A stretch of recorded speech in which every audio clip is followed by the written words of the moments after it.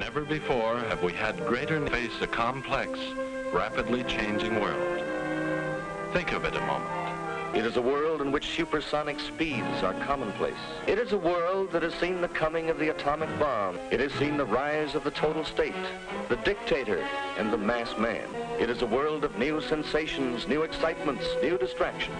So much to be learned by so many in so little time. And I suppose you're here with no agenda, as per usual? On the contrary, I'm here for comics.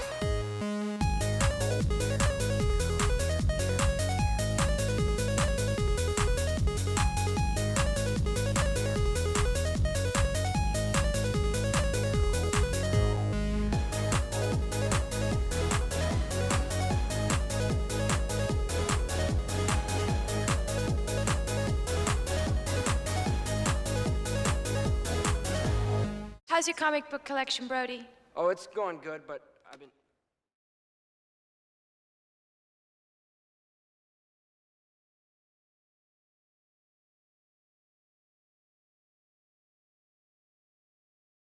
Mutant. I'm like, okay, I don't know. Just all of that buildup was really, really cool. And I kind of like that guy. Again, like this book in particular is probably the most surprising one to me, because this is definitely the one that I figured would be like the super, super on your nose messagey one. Because I mean, it's Storm. You have a black woman and a mutant. Of course, that's like genuinely what I thought they were going to go with. But we've been surprised. Thankfully.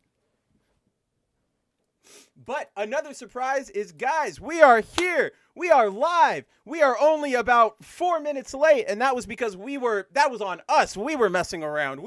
That is not on our tech. We are here for once. No technical difficulties. Oh man, I say that. Say something, Andrew. Let's make sure you're coming through. Nope. You're not. Try it again.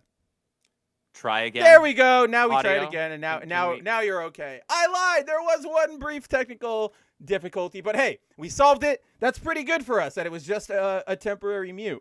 But guys, it is Thursday night. We are back. We have a lot of comic books to talk about. We have Marvel. We have we do have like at least one DC thing to talk about. I know you only got one DC book this week, right? Yeah, it was just Full Moon. Yeah, Full Moon. I have 3 technically, because I have Full Moon, Batman and Robin, and then World's Finest. But none of those are really anything to... We'll talk about Full Moon because there's something to talk about there, but the other 2 are just sort of like, cool, they're good. But yeah, guys, we are happy to be back. We are happy to be hanging out with you. We see everybody in the chat. We've got Zero, we've got Chuck, we've got Corey, we've got freaking Punk, we've got Timon, we've got Subhuman. What is going on? Absolutely everybody. Subhuman, I know you're saying we're late and gay, but is it... I'm gay, he's late, right? Like that would be our 70s detective like title, right? Late and gay. That's the buddy cop show name. Exactly, is yes. what it is. It's late and gay.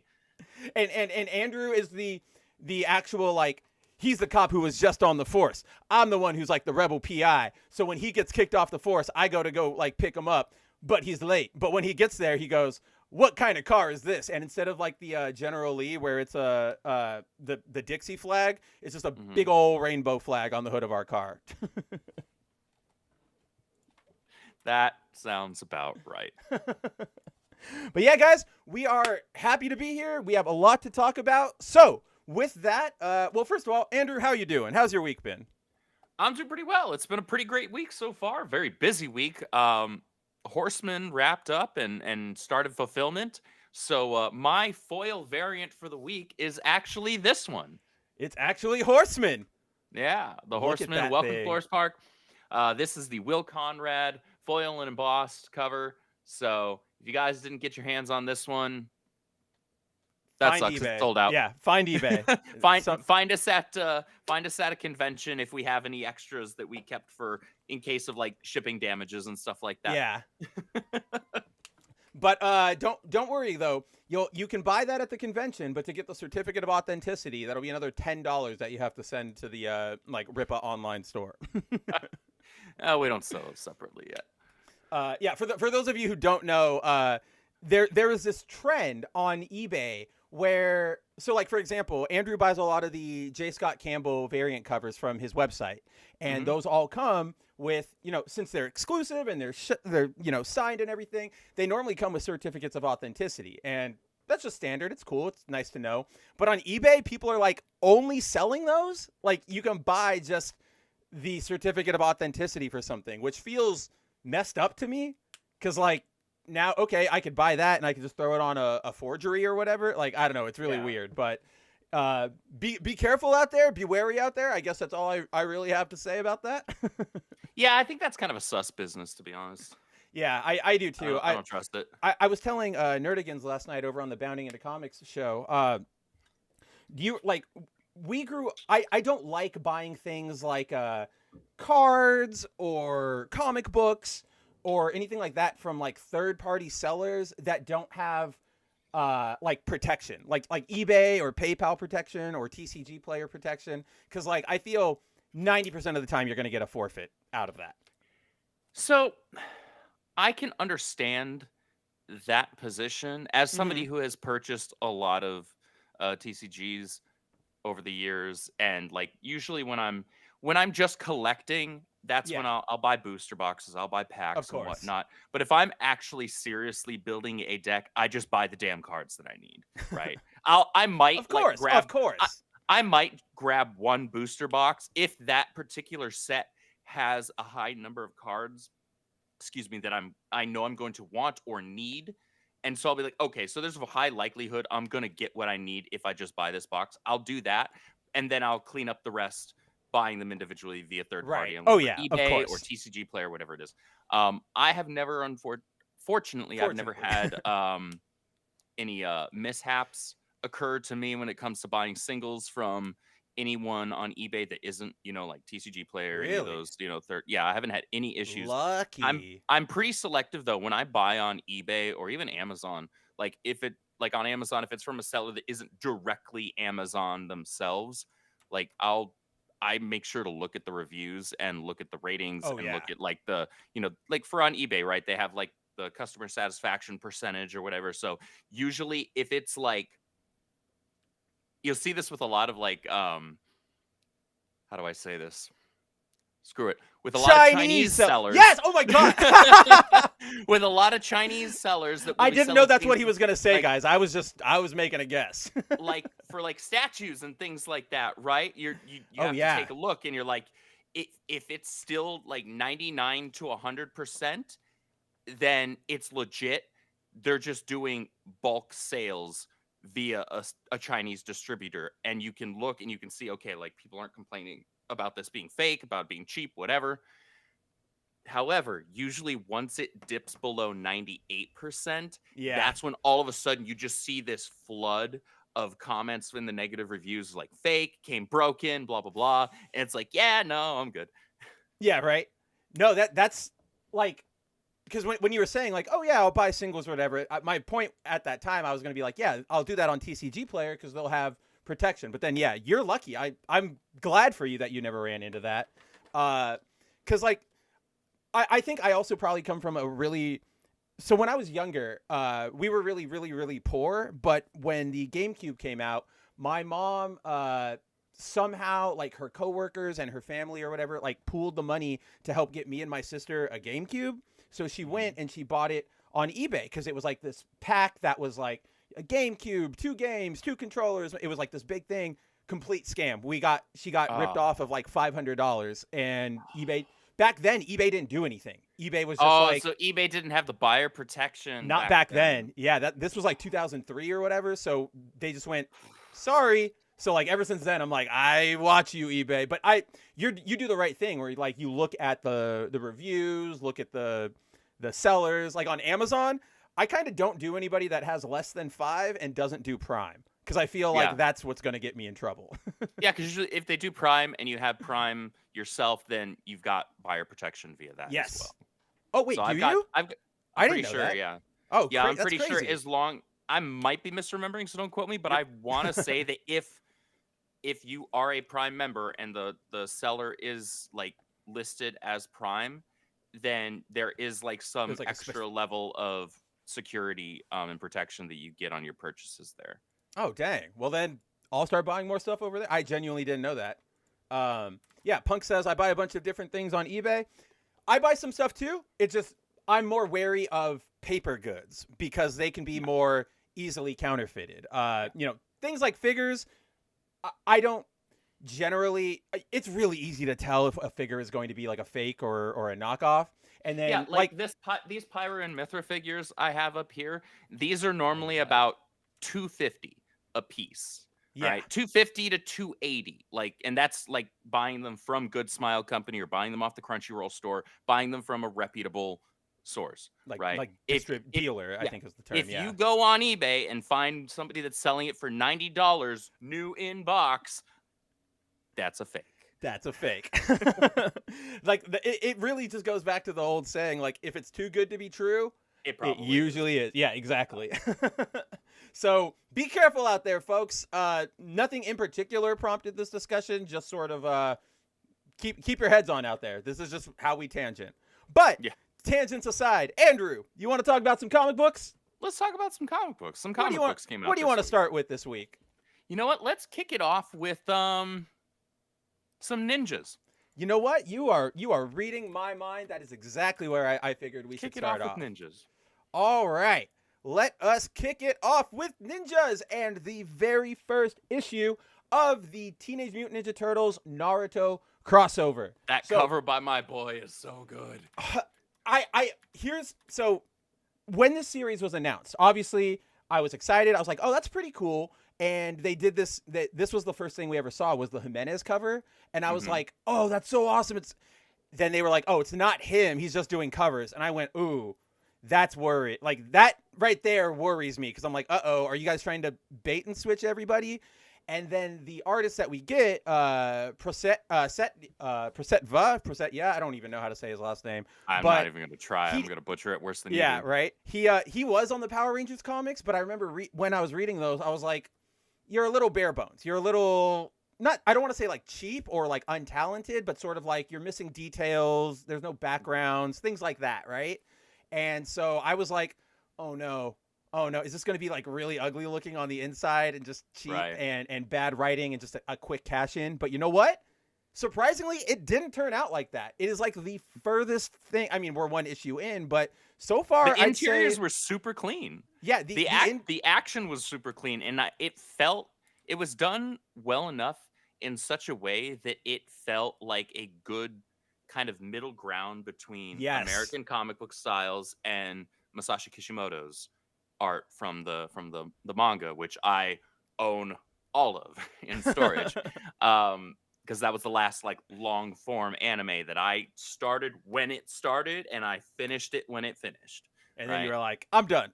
And I was like, I can't do anymore. People are like, oh, get into One Piece, get into Bleach. And I'm like, I got no money for that. And got no time for that. What about Boruto? It's the best. No. They could have sold me on the idea of a sequel series if it had followed anyone else's kid as the main character other than just a younger and more obnoxious Naruto. I'm good. Well, the good news is, according to like everybody I know who watches it, it eventually just turns into Naruto again, and Naruto becomes the protagonist again. So you just got to make it through like 120 chapters, and then you're fine. You're right back into it. Yeah, you know what? I'm okay. I'll just go back and replay the Ninja Storm games. Well, they did that collection like last year or like 2 years ago, the Ninja Storm collection. I have all of them except for the one that they just released like this year, I think, which it's really kind of an amalgamation of the ones that already came out. And I was like, I already have all of those individually. Yeah. So like if they drop it on, because, you know, they do like mega sales on Steam for that franchise all the freaking time. So inevitably there will be an instance where I could get the whole damn thing and all the DLC for like $10 and I'll probably do it because I am a Naruto fan, which is why I got this comic book. Right. I also like the Turtles. I mean, I'm probably more of a Naruto fan than the Turtles. And I've read Naruto all the way through, and I guess you could call me like a fan, but I would never like promote it as like this is one of my favorites, like you probably would. So like I came into this with lower expectations sort of all around. Sort of like, okay, cool, I like Naruto, that'll be cool. it's going Western. I don't know what we're going to do here. But surprisingly, again, like I'm genuinely in awe of how well this book handled all of its characters. Like nobody They had really the proper feels out voices for each character. Yes. Which that's a big deal to me, because the reason why I like these franchises is because of the characters. The characters. Not just because of the setting, not just because of the premise or the or the world. powers the world or whatever. building's cool and all that. And obviously the powers are badass, but the characters are what I got hooked on. I will make one note.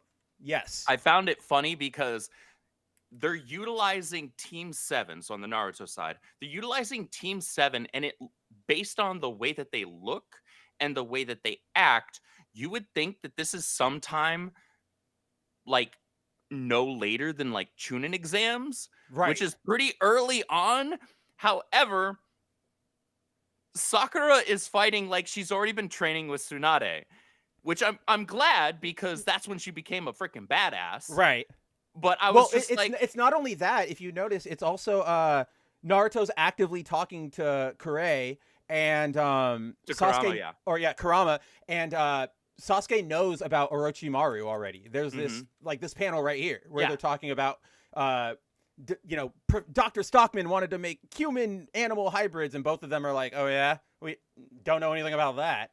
Yeah, I don't know nothing about humans messing with animals like that. So yeah, I don't know where it places in the storyline. Obviously, I had to it basically probably throw any like attempt at placing it in continuity, because like with things like the Naruto movies or the Dragon Ball Z movies, like you can make an argument for places to slot them in, even though they're not technically canonical, right? But it's the same argument is always like, oh yeah, these are why it fits, but there's also these that say why it doesn't fit. So it really just is like, what do you personally like? Right. Just here, there's just like no frame of reference really. So it's just like, okay, we're just like amalgamizing all these things because we want to make it fit in like pre-Chunin exam Team 7. Okay, fine. Like, let's just see what you got. Right. So, but like, okay, so I mentioned this to you when we were talking about the issue. And actually, guys, I mentioned that Andrew and I were talking about this before the show, but you guys, I don't know if you're in for a treat or if you're in for mind-numbing discussions, but Andrew and I, this is the first week we actually did not get a chance to talk to each other before this show about comics. Normally, throughout the week, or like Wednesday comes, we read and, oh, I read this issue. Did you catch that? Oh, yeah, da-da-da. And, just chatting. We're friends. But this week we were just both super slammed to the point where we basically just checked in and we're like, I read this one. Okay, I read this one. Okay, I read this one. And we were just like sort of making sure we were ready for the show. But basically that. Yeah, right. But to that point, one of the things, I pointed this out to you. So like Andrew said, the premise of the story is that it is Team 7. They are being assigned to a mission in Big Apple Village, which is funny because obviously it's New York City. Yeah, it's just New York. But I laughed at that. I was like, that's cute. Yeah. But they're assigned on a mission to what even was their mission? Did they say? Yes, to help April. That's right. Yeah, it's to help April. Do her investigation into Stockman and get her to like the paper and drop all the info she has on his experiments. Yeah. So I was like, this is a B-tier mission? What are you talking about? This ain't no B-tier mission. This is not a B-tier mission, but that's what I want to bring up is for those of you who remember Naruto or read Naruto, I was genuinely shocked that they remembered that these ninjas are supposed to do missions. Like, I was genuinely shocked when we got away from that very quickly. So fast. Like, I think it's like up until the Chunin arc, like after the Chunin arc, nobody remembers you're supposed to be. After the Chunin arc, oh, we don't do missions anymore. Which is like insane because it was a cool part of the world building. It was exactly like, oh, we still exist in the real world. It essentially made them all mercs. Right, exactly. But then they went, oh, we're Hidden Leaf Village, so we're all just going to fight in our ninja forests and have wars that like that's sort of what bothered me at the end of Naruto, which I get, and I know I'm being pedantic, but it's like all of that stuff, like all of the Naruto world, they're fighting, they're going at it. They're about to like destroy the planet with all of their moves. It exists in a world where like the military, like other places are there. Where's the military? Where's a jet? Where's anybody going like, oh, there's a giant nuclear fireball growing out of nowhere in the middle of Japan? Just anybody give him some assistance. Yeah. But beside that, so that I was really happy to see that. Like, oh my God, you guys remembered, like, you're supposed to do missions. This is crazy. So long story short, they are assigned to help April get back to Big Apple Village to undo Stockman's plans of creating all of his, TMNT mutant villains that we all know. And so as they're escorting her, they eventually get accosted by a bunch of Foot Clan members led by, I'm pretty sure that's like this Fox chick is in the comics, I think, the IDW comics or whatever the current one is. I'm not certain. I haven't read any TMNT comics outside of like some of the originals. I've read Last Ronin. I haven't read Last Ronin or any of that. Okay, yeah. See, that I've really only read Last Ronin. Like, I don't know. Like, I like the Turtles, but I've never been like the biggest fan of the Turtles. I like the movies. I liked the cartoon that I grew up with, the late 80s one. Yeah, you got the 80s one. I got the 2000s one. That one's great. I could have watched that. Was it 2003 was the one that they looked kind of like a little more edgy, a little more badass. A little bit, yeah. More DCAU as opposed to like Saturday Morning. Yeah, where they had like the whiteout eyes and everything. Yep. It's like, that's cool. I just never got around to watching it. I think I played one of the games though on the GameCube. Those games were oddly fun back then, and they were pretty solid co-op games. I probably wouldn't have watched it, like just like you. I probably would have been like, whatever, except for the fact that it was just on. Like, it was on, I think, like WB, like Kids WB. So I'd tune in for like Yu-Gi-Oh! And Batman Beyond, and then there's Turtles. So I'm just like, leave it on. It's cartoons. Yeah. But so this devolves into a fight, which out of nowhere, the Turtles appear, and they are here to rescue April. Or rescue April. They don't understand exactly what's going on. And so from there, we kind of just devolve into a big old issue-long fight. Yeah, it's one whole fight in the entire issue, basically. One extended fight. And there's some fun stuff done. Like that actually right there. Sasuke's positioning in that bottom right corner panel. I'm pretty sure he's in the middle of Lion's Barrage. Yeah, right? Which is one of his taijutsu combos. So I looked at that and was like, oh, somebody's doing their homework. Okay. Somebody is doing their homework. Somebody actually gave a damn. How about it?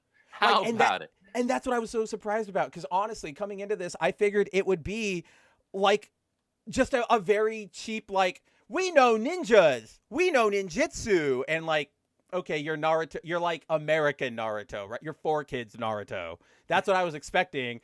But then, I forget the writer, but they nailed pretty much everybody. Like, I loved this exchange where Leo's like, I've got their leader. And Sasuke goes, why do you think I'm the leader? And he's like, maybe you're not, but I know pure vengeance when I see it. And like, yeah, that is exactly what Sasuke is all about. Yeah. And then you get, Raph versus Sakura.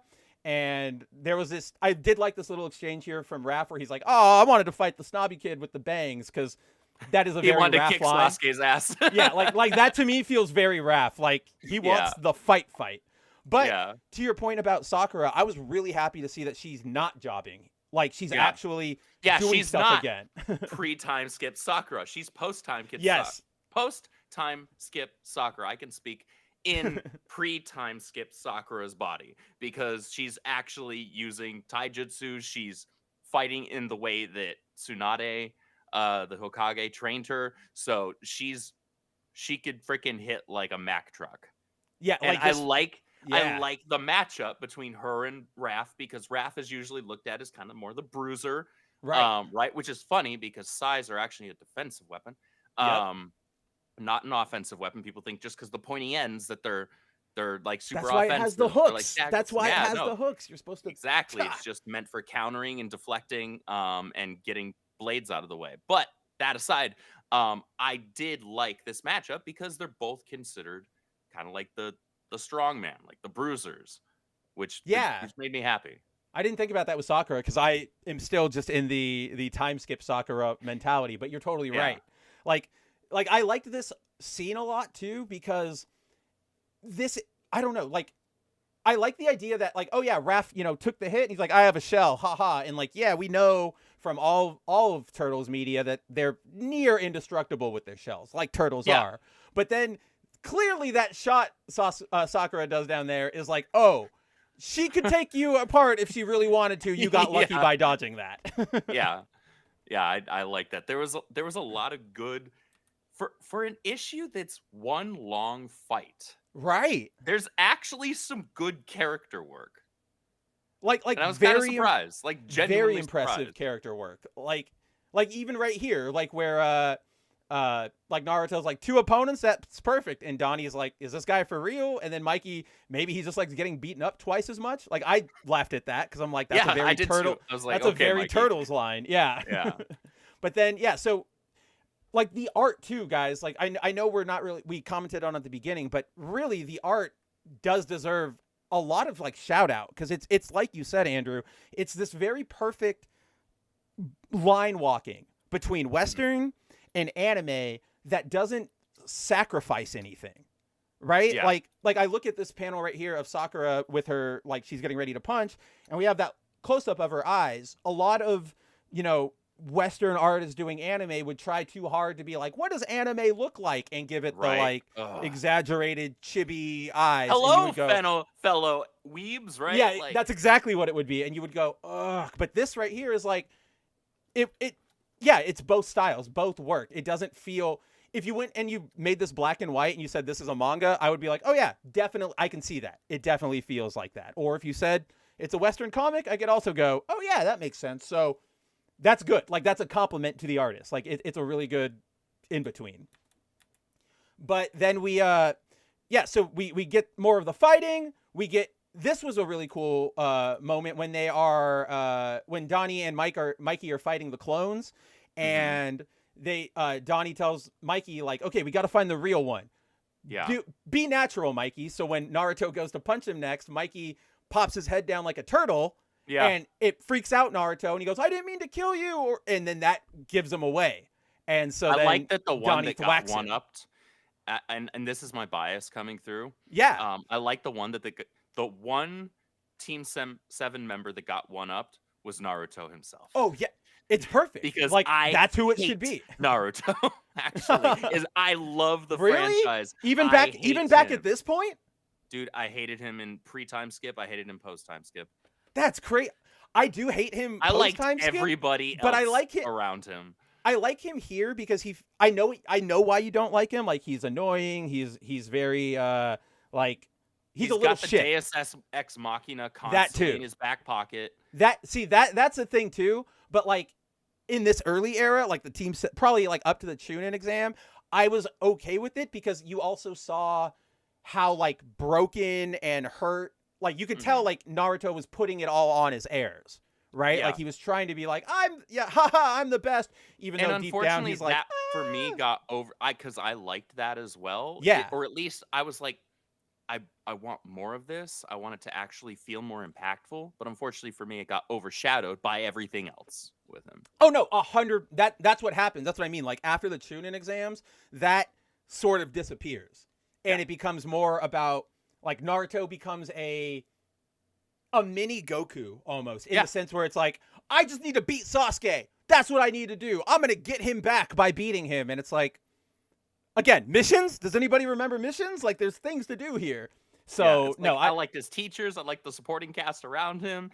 Everybody else was cooler than him for me. I was like, okay. I definitely agree with that as soon as we get to Shippuden. As soon as we get to Shippuden, I'm like, everybody is great. Except, like, you are the least interesting character. The only thing I like about him in Shippuden is when he unlocks his full, like, nine-tail form. Because it just looks cool. Looks cool. Exactly. No, it looks badass. It absolutely looks badass. It's literally just that. Because even the story application of it is a Deus Ex Machina. And I'm just like, duh. Naruto gets to the action. Honestly, Naruto in the end ends up being more like the Dragon Ball meme of, oh, we're fighting. Oh, you got stronger. I got stronger. I won. Oh, no, now you're stronger. I just get stronger. Like, that's what Shippuden boils down to at the end. But, really great moments between, everybody has a good moment here. Everybody feels like they're in character. Nobody feels... in character, on brand. Like, even here, like, I liked this one where... Leo's fighting Sasuke again, and Leo's like, we're not the same. I control my feelings to protect my brothers. And Sasuke's like, sentimental. I don't have that. And, that is a cool diametric like battle between those two because it rules. And then, you get the Mikey versus Sakura, obviously like tearing up the world as they fight each other, which makes a lot of sense, except the art bugged me right here because I can't tell if Sakura is supposed to be like making contact with Raph or kicking behind it or like missing him. Are you talking about that bottom panel? Yeah, the very, very bottom. Yeah, that one. So based on the SFX that they have on the panel, she's hitting him, but based on the art, it looks like she's just barely whiffing him. And see, that's exactly where I land. But then what really, like, normally, this, normally as a comic book reader, we would go, weird, but okay. Like, we get the idea. Nothing really wrong here. It just sort of bugs me if she is making contact, because we literally just saw her crack the rock in half. I feel like if she's making contact with his shell, that thing is gone. So I was just a little confused. It doesn't really take away from anything. It was just one of those moments where I was like, huh, weird. For me, that came across as maybe there was a miscommunication between the writer and the artist. I think I almost don't know if it's between the writer and the artist. I think it's the artist trying for something, which I think is, I genuinely think it's supposed to be showing Mikey or Raph is dodging that hit and she's like blowing up the cliff below them. I just think the angle. So it could actually have been a misinterpretation on the letterer's side. Oh, if we don't, that's a good point, the context completely changes if you remove that SFX. Or if you change it. Yeah. Yeah, like if you you're actually, I think you might actually be right. I think that actually might, a very rare letterer's error. But from there, we get, obviously the cool team shots or whatever. But then this is probably, I would say, the coolest part of the entire book, wouldn't you? Easily. So Easily. We kind of fast forwarded through it a little because we were talking about the boys themselves. But obviously, when it comes to the fight, it's Kakashi versus Splinter, the teachers. And while they're fighting, Kakashi recognizes, he's like, their moves seem familiar, but something's off. And so they keep fighting, da-da-da-da-da-da. As at the very end, both teams realize like they're sort of evenly matched. And Kakashi, well, I liked this, even though this was just blatant fan service. Like, there was no reason to do the Sharingan or anything, but I was like, he pulls up the Sharingan, he friggin' tears off the masks, or whooshes off the masks of all the turtles, even though we know who they are. Right? Yeah, but they don't know who they are. I always laugh so hard at I like that. It's the white out versions. Me too. I think it can be more expressive, and but I always like when they do that in Turtles media. They're like, put on a disguise, guys, and it's like, really? I'm pretty sure everybody's gonna know who you are eventually. You're big and green and have a turtle shell on your back. You have bro. 3 fingers. 3 fingers. Somebody's gonna take notice of that. But after Kakashi does his little fan service moment, we get this reveal that he knew Splinter, like back when he was a human. And I thought when I got to this Which page, also tells you which Turtles continuity they're going with here. Does it? Yeah, because I'm genuinely asking. I don't know what you mean. I kind of thought they all followed that continuity. So there are iterations of TMNT continuity which start Splinter as the rat, and then he comes into contact with the ooze, that's like the 80s cartoon, right?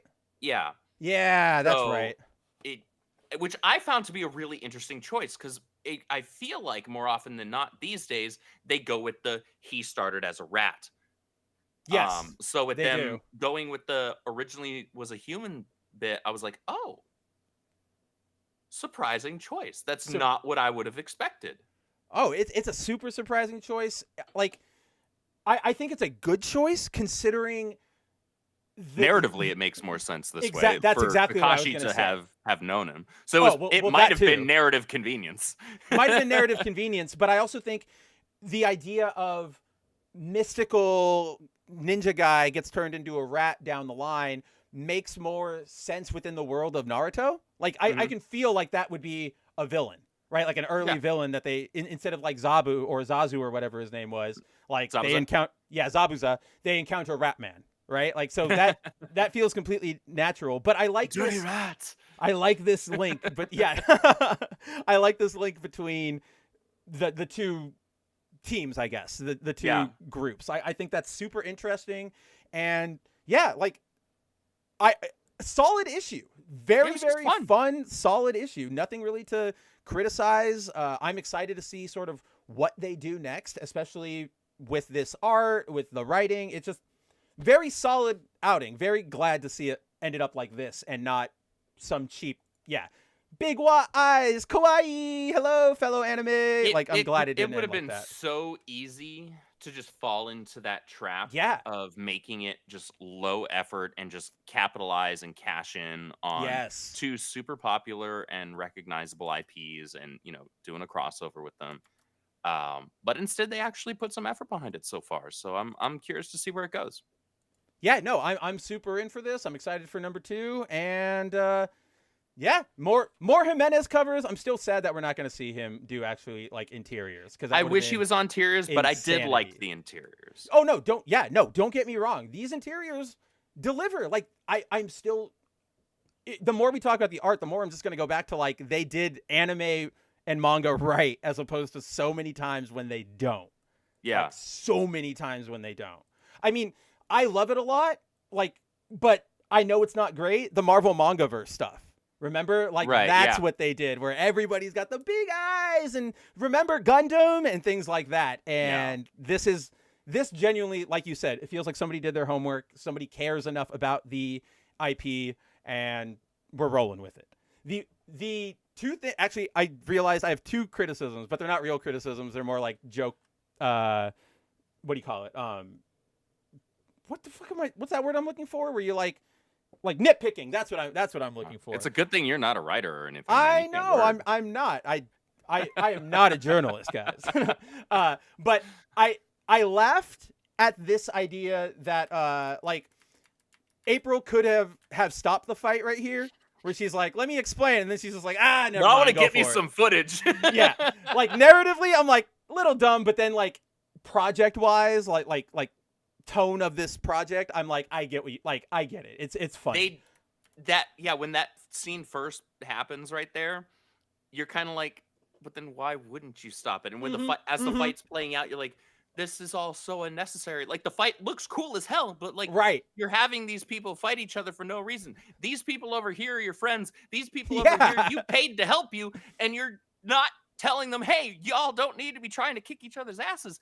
But I do like, and this is when I changed my tune on it later on down the line, when it shows her like, darn it, like all of this footage is going to be blurry, right? Like this was all for nothing.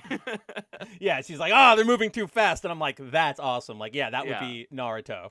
Like, I did like it, but it is just that quick, like, but they're your friends. And the fact that, like, at least in the way the panels portray it here, it's, I think if they had have like leapt to fighting immediately, and then April was like, whoa, okay, I can't do anything, that would have made more sense. Right. But the way it's laid out here feels like everybody's like, and she goes, wait, let me explain. Never mind, go for it. And then everybody like rushes at each other from there. So that was my nitpick. And then this scene right here, down in the bottom left, because or they have this like little, like Naruto and Sakura have this exchange where he's like, oh, I was hoping this turtle, I'm not like playing around. And then Kakashi tells him like, turtles can handle themselves, show nature more respect. And I'm pretty sure, Andrew, and maybe I'm wrong, and maybe I just can't get the layout of this page, but it feels like that is like that bottom left panel, panel 4. He's trying to do the like anime flop, like the right, and it just, I don't know, it doesn't work in the West or in this style. It just feels this feels like that annoying kid you knew in high school who tried to be an anime character and would do like anime character things when you're hanging out, and you're like, stop, just we're not anime characters, man. Yeah, like don't do that. So I actually didn't read it that way. I read it as and this might be one of those critiques with the panel layout here, because the way that I was reading into it was that, as was so very common in Naruto, especially in the earlier arcs, Sakura was like laying a beat down or something like that on Naruto. Yeah. And that's why he's falling forward. I didn't even consider that it might be the artist attempting to like make him look like he's doing like the comedic like slapstick anime fall type of thing. So now I'm kind of torn between the two, and I'm like, neither one's working, because while the way that I read it would have worked if the panel layout had been stronger and more indicative of that. And I then, also think, on the like, other if you look hand, at Sakura's face down there in that fourth panel, she's too, like, oh, like, she's shocked over, like, you idiot. Yeah. What? So I don't really know. That panel's kind of like out there. Ninja Master 1, TMNT into the multiverse. Oh, dude, at this point, what haven't they crossed over with? Like, they're with everything. They're in, like, every video game, every card game. Oh, maybe not Magic, I guess. Yeah, Batman. Oh, those are actually good, too. I actually really like the Batman TMNT stuff. Have you watched the movies? No, I haven't. I know they did do the animated adaptations, but obviously the comics are better, but they're not bad. Like, if you throw it on and you're like doing work or whatever, you'll enjoy it. You'll be like, "Oh, this is pretty cool. All right, like I'm in for this." It's better than the Tomorrowverse stuff, that's for sure. Okay, but, so like Subterranean Bar. Yeah, I know. I'm not saying a lot there, but just before we move on from this, my other, because I also had another read of this panel, but I think maybe the artist might have screwed up, because notice all the smoke that's like around them. I thought maybe this was one of those moments where Kakashi does his like swap out trick, but it doesn't make, like, if you look at the paneling or the position of like Sakura, Kakashi, and Naruto, they're in the same positions. Like, he's still technically like behind Naruto, so he didn't teleport, but that's what it kind of makes it look like, and that would make more sense for him falling over. Like, he lost balance because Kakashi like messed with him. Like, so the read I had on the smoke bit was kind of like when they do like a summoning thing, whether they're summoning an actual animal like a familiar, like the toads and snakes, whatever, or summoning weapons and things like that. So like when when Sasuke does Demon Wind Shuriken and all that type of stuff, you'll get the puff of smoke. My read on it, even though it was weird, was that was him summoning his book. Which I think you're right. That's what I actually think you're right. Me. However, the issue with that, and this might be a part of how long it's been since I last went through the whole franchise, is usually he just kind of pulled it out of his pocket. Yeah, there was never really like a. He never summoned the book. He just kind of pulled it out. Yeah, he always just had it out of his pocket. So I don't know. I think you are right. Actually, I think you're right, and your critiques are on point. Because I noticed now, like, he's looking at the scroll in the first panel and then the third panel, and then all of a sudden he has the book in his hand. I think you are genuinely. I think that smoke is supposed to be him summoning the book, and then the smoke by the kids is Naruto like falling to the ground going, I think you're right. Okay, that clears it up. But yeah, I think that's probably the biggest critique I had, because I think that it's an unclear panel. It's an unclear panel, but even if this is the anime pratfall, this is probably the only moment where I'm like, you guys don't do the anime, like, hello, fellow weebs. Like, you don't need to do that. We're okay without that. Yeah. Oh, and then before we officially move on, I know it is a valid complaint, and Andrew and I have complained about it, but yes, April is black, but at least this version is exceptionally cute. Like, she looks really right. good. So they didn't do the thing with the, what was it, the something, Mutant whatever Mayhem. The new movie. That most recent one with Kevin Smith. Like, no, not Kevin Smith. Seth Rogen. It was, Seth Rogen. The other fat jackass. I guess Kevin Smith's not fat anymore. He actually looks unhealthy. He looks gaunt. He cried all of his calories away. Jeez. But yeah, like she's fat and dumpy and ugly and looks just genuinely and generally unpleasant. Yes, she's race swapped in this. However, she's also cute as crap. Right. At the very least. Like, I'm still against tokenization. Yep. I'm against the race swapping. I'm against gender swapping. However, if you're going to do it, at least make it pleasant to look at. And at least they did that much. It's so funny you bring that up, and I think that's a really good jump to our next book to talk about. Or we didn't plan this, but I think because you brought it up, that's a really good jump over, because I was thinking about this last night when I was reading this issue, but do you remember a couple weeks ago when we were reading the first issue of this series and we were talking about, or I brought it up, and we were going through the members of the Wild Pack, and I was like, and they've got female tarantula, and you were like, okay. And I'm like, yeah, it's stupid, and I don't like that she's like a gender swap, but she's hot. Like, that was my reasoning. I'm like, she's hot, so I like to see her on the page. Like, at least they didn't make her like some square-faced whatever. It's like, why not just use tarantula? Right. But right. If you're gonna do it, like, this is how you do it. make it like not unpleasant to look at. So at the very least, I can be like, this is dumb, but at least it doesn't look bad.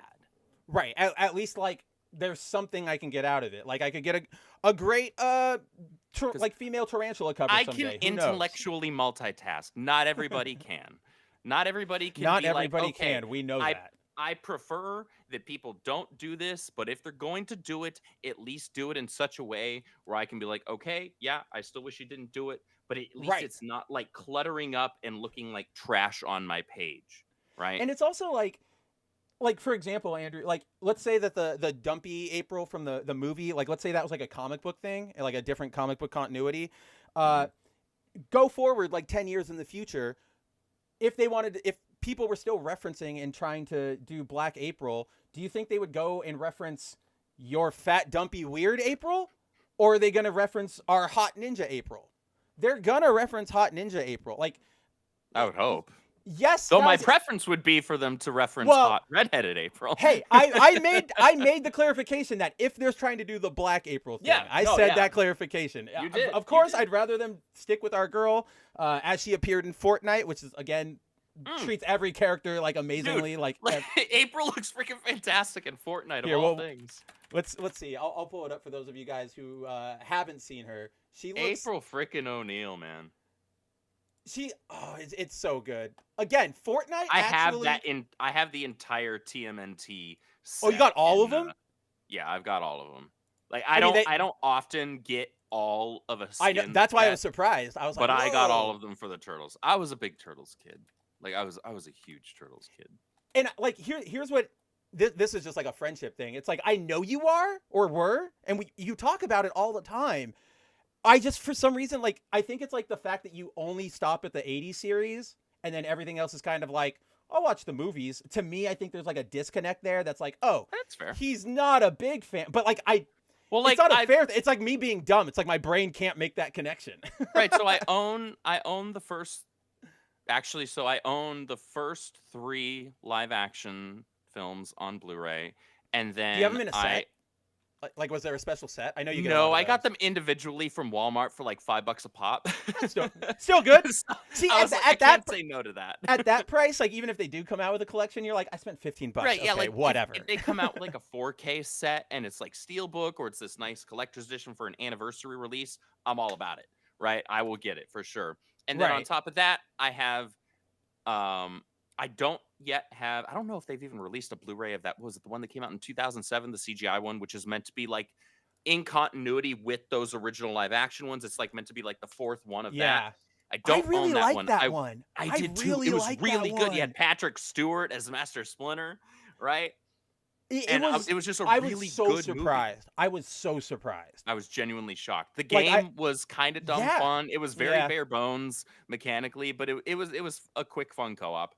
And I own and actually enjoy both of the Michael Bay films. I still haven't watched most of the other cartoons outside of the 87 one. And as far as comic books, I've only read some of the original run. I haven't dived into any of the TMNT Kevin Eastman layered stuff. Yeah. Any comics of TMNT that I've read are in black and white. That's pretty good. I would genuinely recommend, like as a friend and not even me coming from like a fanboy perspective, I think you personally would genuinely love that 2003 series. Like, I'm pretty sure I would. I've never gotten around to it. Yeah, of course. But the thing I was going to add to it is that it would also pay off for you because the series ends with a time travel crossover with the 80s series. And like they team up to fight like shredders. Like, and it's good. It's not like they don't make fun of him like, aha, you're lame, Now you're I from the need 80s. to add it to Yeah, my no, watch list. It's pretty great. I can hook you up with it. But let's see. Subhuman says, "Oh yeah, better than Megan Fox." I think he's talking about the ninja one. Like, yet. Oh. What did you? Let me ask you this because you just said she's the you weakest liked part of those movies. Like, she's I was the going to part ask that what you thought. You toss her out and everything gets better. Do you toss her out because it's Megan Fox or because of the character?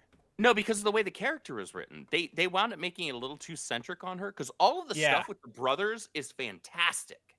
It's absolutely fantastic. Shoot, even her I can't remember, was it Paul? The camera guy? Yeah, her camera guy. It was Paul? Will Arnett. That's all I know. I do not remember it was his Will real Arnett. name. I know it's Will Arnett. But he's hysterical in it, and he's just enough. I like him. He's just enough to not be overbearing to the point where it's like, okay, you're trying too hard to be funny and slapstick here, right? Yes. He skirts that line, but he's just enough. It's like, dude, you are hilarious in this I'd say he performance did right that now. in the first one. I think in the second he gets a little too much. But that's like the writer's fault. They were like, "Oh, people like him. Let's give him a little more attention." And I'm like, "Okay, guys, pull it back." But I still like him. Like, I know he's a big critique that a lot of people are about, but I'm like, I liked him. I liked him. Like, he is not a detraction away from those films for me. Like Megan Fox is, and it's not even because it's Megan Fox. She can't really act. Nah. She's just a pretty face and body. Like, they didn't even try to like give her red hair or anything, which is annoying. No. But far more egregious than any of that was just that it felt like they were doing the thing that what is it that some comic book films have tried too hard to tie everything into one corporation, right? Like trying to tie everything into Oscorp or trying to tie everything into, Stark Industries, whatever, right? And yeah, MCU, Stark Industries, everything. You don't have to centralize everything like that. It's not necessary. You did the Turtles' origins were perfect. We're talking about mutant turtles here, people. You don't have to work that hard to alter our like level of believability with this premise as is already. Yeah. So like you don't have to like sell me on it by trying to tie their origin into April. And that's not even, I don't even know if that's the most egregious thing. It just felt like they gave her way more screen time than was necessary, and none of it was really valuable. Because at no point did I really care about her. Like, when she was younger and they showed the flashback of that was cute. Her playing with the turtles, I'm like, okay, that's cute. Like, I can't be mad at that. But then of course she's not. an adult, and then she's just half the movie, and I'm like, man, like, I like everything else. Just, like, chop her screen time down. See, like, I ask that because the character work with the brothers, for me as somebody that's watched from the 87 show, like that felt like a modernization of those characters' interactions. It felt right. Well, like, that's, to me, that is one of two Michael Bay strengths. One, it's spectacle, right? Obviously, like, just that's the one you can always count on him. That's the one you can always count on. But he also, weirdly, it's not necessarily like, how do I put this? He often hits on these really weird, really deep moments of like character development and connection, but you can tell, I don't know if he knows he's doing it. You know what I mean? Like, he hits on it, but it's never like particularly well written, but you as the audience member get it, and it like lingers with you. And like the Bumblebee stuff with Sam, right? In the first Transformers movies. He doesn't, it's not deeply written. It's like, oh, robot speaks with a radio voice. And even his like final lines to Sam are like very generic. But something about the way Michael Bay exactly, like something about what he does makes that stuff hit well. And I don't think I'll ever understand it. Like Armageddon, Pain and Gain. Yeah, I think what it is that despite his shortcomings as a writer, for the most part, I think he is a genuine fan of these things. And so that does shine through when you see things like, for me with the TMNT stuff, where it's like, he does understand these brothers. He does understand these characters. I do believe that, yes. That's why their interactions seem organic. That's why their characterizations seem so correct and on point to at least how I grew up with the characters and how I'm familiar with them and know them to be as. Right. And then with the Transformers stuff, I'm far less well read and watched when it comes to Transformers than I am with TMNT. See, I'm the opposite way around. So we've got both covered. We've got both covered. All right. We're covering both halves of the brain there. Robots and turtles. But what I understand is like he does get at least some of the characters like really strongly there and gets some of the interactions down very well. For me, you know, watching the movies as a late teen and young adult, I was just like, cool transforming robots kicking ass on screen. All right, like I think I saw the first Transformers like the animated film once, and then that's it. Oh, I you did mean not like on home video? Yeah, I'm like, wait, Yeah, you're like- not old enough to see that, and I'm like, oh, like never mind. I know what he's saying. I didn't watch the cartoon growing up, you know, because by the time I was old enough to really watch cartoons, so you know that would have been early '90s. Yeah, it's like '93. That was already over. Yeah, like G.I. Joe and Transformers were done. TMNT was still sticking around though. They were, yeah. Ninja Turtles, that '87 show, was still airing. And so that's what I grew up with. And they were still producing a lot of action figures. And I had all of the old action figures of the Turtles where each one of them was like a different shade of green. And they had they all other different stuff. Like I had those. I remember that. I remember those sets because Donnie always had this like sick, dark, sick puke green. That wasn't like, it didn't look bad, but that's how like I could associate the color. Right. Like, I always remembered that. Yeah.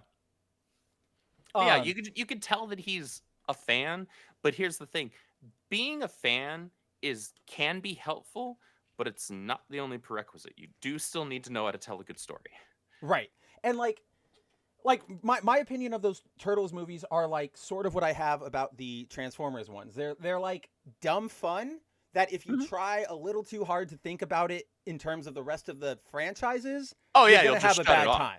Yeah, you'll be like, what the f am I watching? Like, this is awful. But like, there's like, to your point, the reason I asked specifically about Megan Fox is I know a lot of people, they just didn't like her performance, but I know that a lot of people were like, well, it wasn't good, but they also didn't like the fact that like her April was more of a like hot girl April.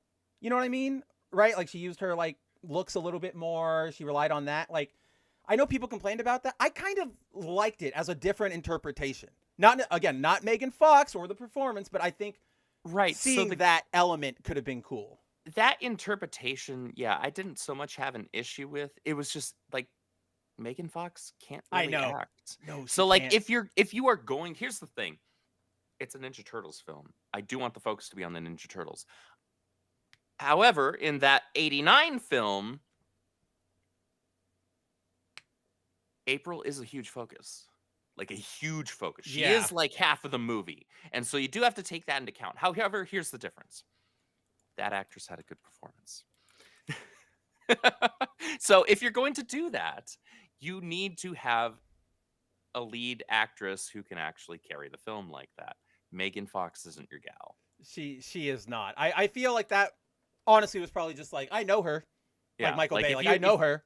Yeah, if you were a teenager or in your early 20s or whatever in the late 2000s and early 2010s, and you had a poster of her on your wall, I guess I don't blame you. But I don't blame you. But don't come to me saying that she was like that's April. Yeah, that's April. Because you're talking to the wrong guy.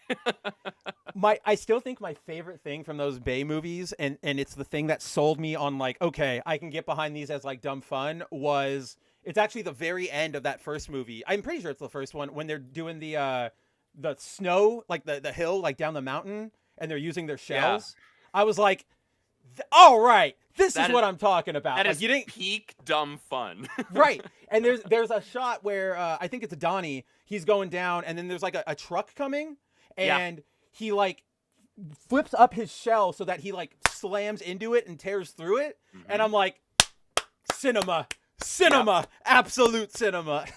Pure cinema. Yeah, absolutely. No, I agree with that 100%. Let's see. Punk says he hasn't read the first issue of Venom Wars Lethal Enforcers, so he's tuning out for a bit. No worries, we'll see you in a bit. This is definitely not. We probably won't spend that long on it. I don't think there's anything too deep to get into, but it's Venomore. We got to talk about it. Yeah. Timon says, Will Arnett in Turtles is the same character as the Simpsons guy in Godzilla 98. That's my theory. You know what? I'm behind it. Like, I can get that. They are very much the similar sort of cameraman characters. And like, to your point, Andrew, I like cameraman characters. A lot of people don't. They can be really fun. If written well, they can be if written well, fun. Yes. If you write them as if they are actual partners, like a team, that works. But if you do the thing where it's like the reporter doesn't care about the cameraman or whatever, like that doesn't work. But you know, it's like Will Arnett worked. I know it's been a little while since we watched it, but what's the English name? Quarantine? Is that the one with the chick from Dexter where they all we watched it with Mary, remember? And they get infected. That went well. I know that went well, but Mary is not a horror chick, people. Love you, Mary. We're so sorry. But that cameraman in that movie, remember? Like that cameraman and the main reporter, they had a good like rapport relationship that made you be like, oh yeah, like I want to see them work together. I want to see them to get out of this. Which, I mean, the movie's like 20 years old. They don't. Let's see. Yeah, Subhuman, you're kind of like us. I wasn't around for the 83 G.I. Joe, but I was for the 89. Yeah, I'm like you, Andrew. I didn't tune into a lot of those old 80s cartoons. I think by the time I started doing cartoons, yeah, it was like we were full into the 90s, and I was very much in that mentality of like old is stupid, new is cool. You know what I mean? Like all kids are. Yeah, well, what it was is like the main runs for G.I. Joe and Transformers were past and ended at least by the time I was 5 years old, and about at that point where I could process cartoons that weren't like retarded stuff for kids, which I guess they weren't even really making retarded cartoons for kids yet at that point. That's a more when did Captain Planet start? That was like 92, right? So probably around there. Somewhere around there, yeah. Speak of the angel and she shall appear. Mary! You like how I flipped that one? You ain't no devil. That was a great segue. That was a great segue. But that was good to see you, man. I hope work's going well. Yeah. But that, you know, when I was 5 years old, I was the original Sonic the Hedgehog cartoon. Saturday morning Sonic the Hedgehog cartoon was going on. And almost immediately after that, all of a sudden you roll into Batman the Animated Series. Right. X-Men, Spider-Man. Yep. And then you get Superman and Justice League Unlimited. And it's like there was never a slot for me, let alone interest, for me to want to like go back and touch Transformers and G.I. Joe. Yes, because I had all of my superhero stuff, and that's all I needed, and that's all I wanted. And then my Turtles and my Sonic. What more do you need? See, like I had the extra bent.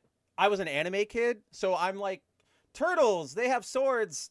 They're not doing anything with like, what is this? Because like I've got Dragon Ball Z where they're actually like punching and shooting and doing things, and then I look over at Turtles, and because of standards and practices, it's like right. Leo throws a trash can at somebody. We win. Right. Well, I mean, you look at the freaking original Spider-Man. Animated series, yeah, not the original, but like the 90s animated series for Spider-Man, right?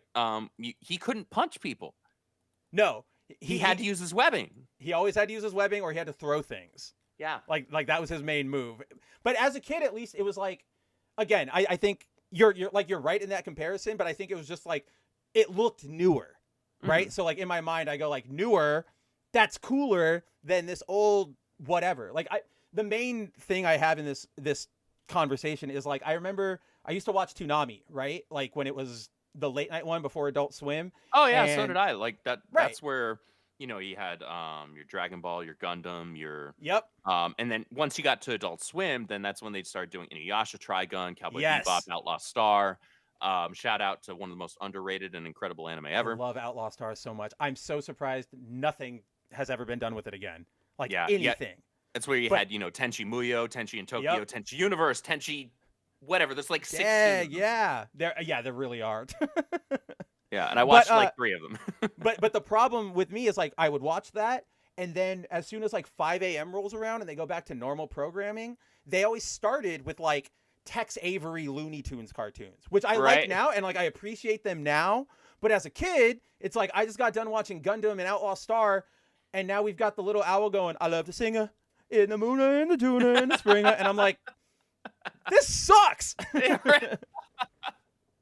To go from Gundam to that, yes, I can. Right, yeah. So that soured me for a while. Nowadays, I'm like more appreciative of it because I can get like the artistry and everything and the history, and I'm like, that's cool. But yeah, back then I was like, none of that. But now I want to rewatch Gundam. So. I mean, now's as good a time as any. I kind of want to go through Wing. Maybe we should do something about Wing because I haven't done that in a long time. Wing is my all-time favorite. And Cider keeps like poking me with like memes and stuff about it, and I'm like, you're gonna get me. Like, you're gonna get me to watch it again, Cider. Is he one of those like fans that doesn't like Wing? No, not like memes, like degrading or like insulting Wing, but just like memes about Wing Gundam, like the characters and stuff. Like one of them was like what's here? I can pull it up because I'm pretty sure it's right. Yeah, here we go. Mobile Suit Gundam Wing is in constant contention for one of my favorite anime, of all time. Wing? Yeah. Wing and Cowboy Bebop are my top 2 favorites. I'm very surprised at Wing being like, I get it, but it's also like, and I really, really like it, but I also feel like there are stronger things out there. But hey, I mean, that's just me. I like the suits a lot. I feel like the plot gets weird at the end, and then you go into Endless Waltz, and that kind of fixes it, but not entirely. Endless Waltz wraps it far better than the series wrapped it. Yes, that's for sure. But no, it felt like, now we're actually ending it. This is the kind of meme like Cider's sending me, right? Like, just like, yeah, dumb stuff about the characters. Yeah, no, I got you. He likes all of that stuff as much as we do. But okay, I got you. Speaking of the 90s, why don't we get back to what the show was supposed to be about and talk about some Lethal Protectors? Yeah. So, guys, if you guys remember last week, we were a little dismayed because we got a bunch of Venom War tie-ins last week that all stunk out. Well, was last week Spider-Man? Was that the one we got? Venom War Spider-Man? I don't think that was last week. I think that was the week before. Yeah, we got Venom War Spider-Man the week before. Last week we got Deadpool and we got Wolverine, and both of those were stinkers. And we got Venom, like the Venom. Oh, that's right. Book. Yeah, remember and with Venom, the Eddie stuff. Oh yeah, Venom number 39, which was, but then Deadpool and Wolverine were both. Bleh. Yeah, they were just so. Well, like I even Venom walked away War from recovered this week. It did. Like I walked away from our conversation actually last week when after Venom 39, I was like, okay, I think Andrew's actually a little more right. Like the stuff I liked, that Meridius being back in time, that's only like 4 pages, and then the rest of it is Meridius just like being like, I don't know, sad and chasing Eddie, and I'm like, I don't care about you at all. I don't care about Meridius at all. But speaking of Meridius, so. If you guys, so we pick back up in our Lethal Protectors run. We obviously start with more backstory into Silver Sable. What did you think of? Let's start here because I actually have a thought on this. What did you think of this opening scene with her and her dad? Basically, for those of you guys in the audience, what's happening is her dad, who trained her to be the mercenary she is giving her training right now and asking her to recall every detail about her mom's murder. She does it. She gets to one point where she misremembers one detail. He yells at her and tells her to, like, you got to be able to do this without shedding a single tear. And obviously that rolls into her thing with Dominic Fortune in the book. But did you think this was sort of unnecessary? So, yes and no.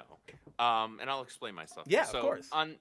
On the yes end, because in the prior 2 issues, or at least one of them, if I recall correctly, they had set up like this prior kind of fling between Silver Sable and Dominic.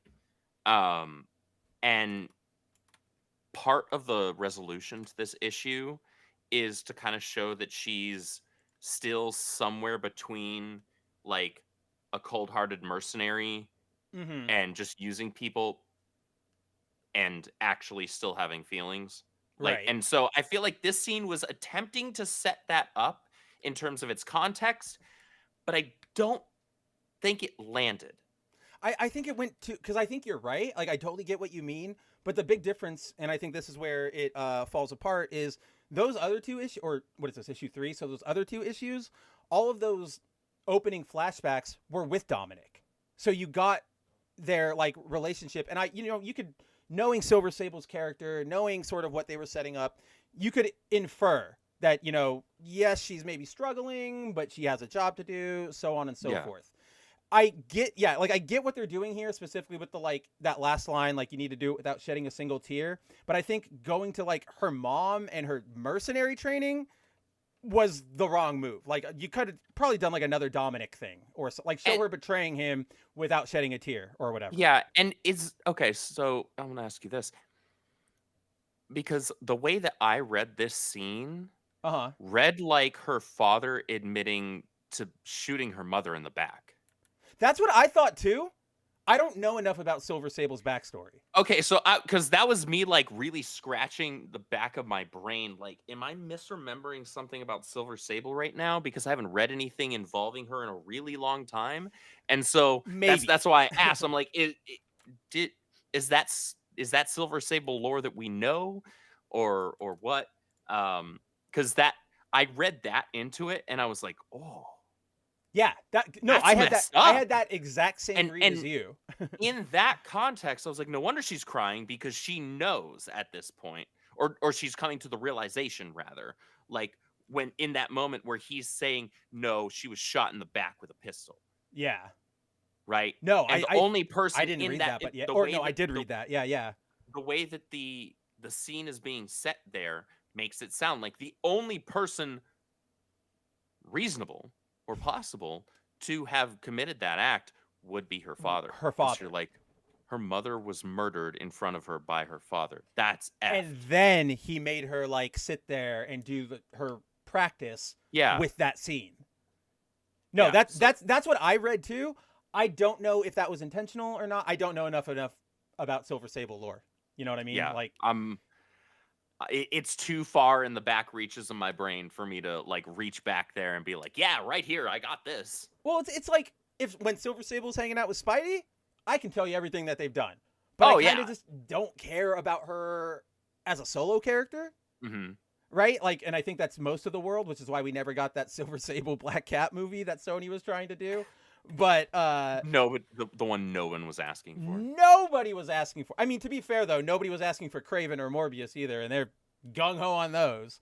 But yeah, that's what I read the same thing from you. Like, it's a good scene for some other story, right? Yeah. Like, it's a good flashback. It's probably a good part to have in her history. It's just this wasn't the time to talk about it, right?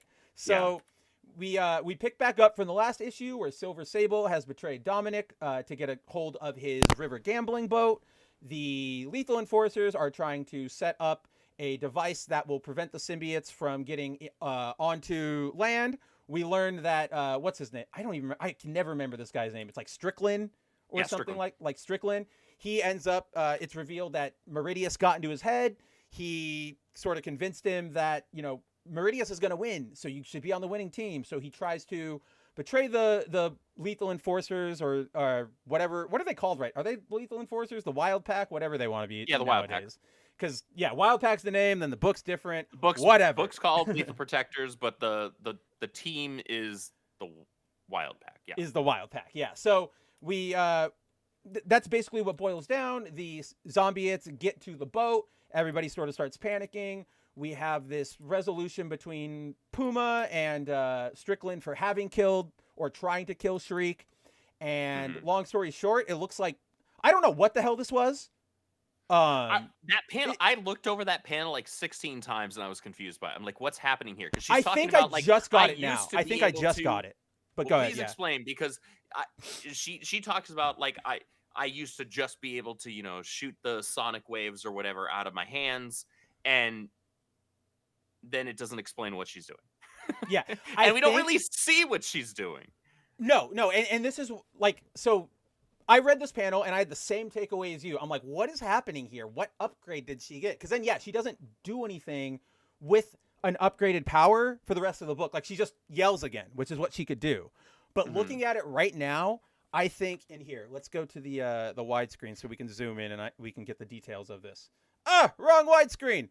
But Gay. But so we get into these two panels right here. If you look really close, I think those are sound waves coming off of like out of her mouth onto the bullets, and I think it's supposed to show her disintegrating the bullet before it hits her face. I think that's what it's supposed to be. I think. Like sound waves, bullet into dust. Like that's what I think looking at it now, but I'm still not positive. I still don't know. Those sound waves are so faint, and here's the issue. And they blend in with well, there's already a lot of action and speed lines going on in that Oh, you're right panel, about that too. and yeah. so that you completely are losing because those are I'm seeing what you're talking about now. Yeah. Like they're not even crescent moon shaped, and they are so thin. They're practically non-existent there on the panel, and so you would have had to done something a lot more blatant to make that actually land for me.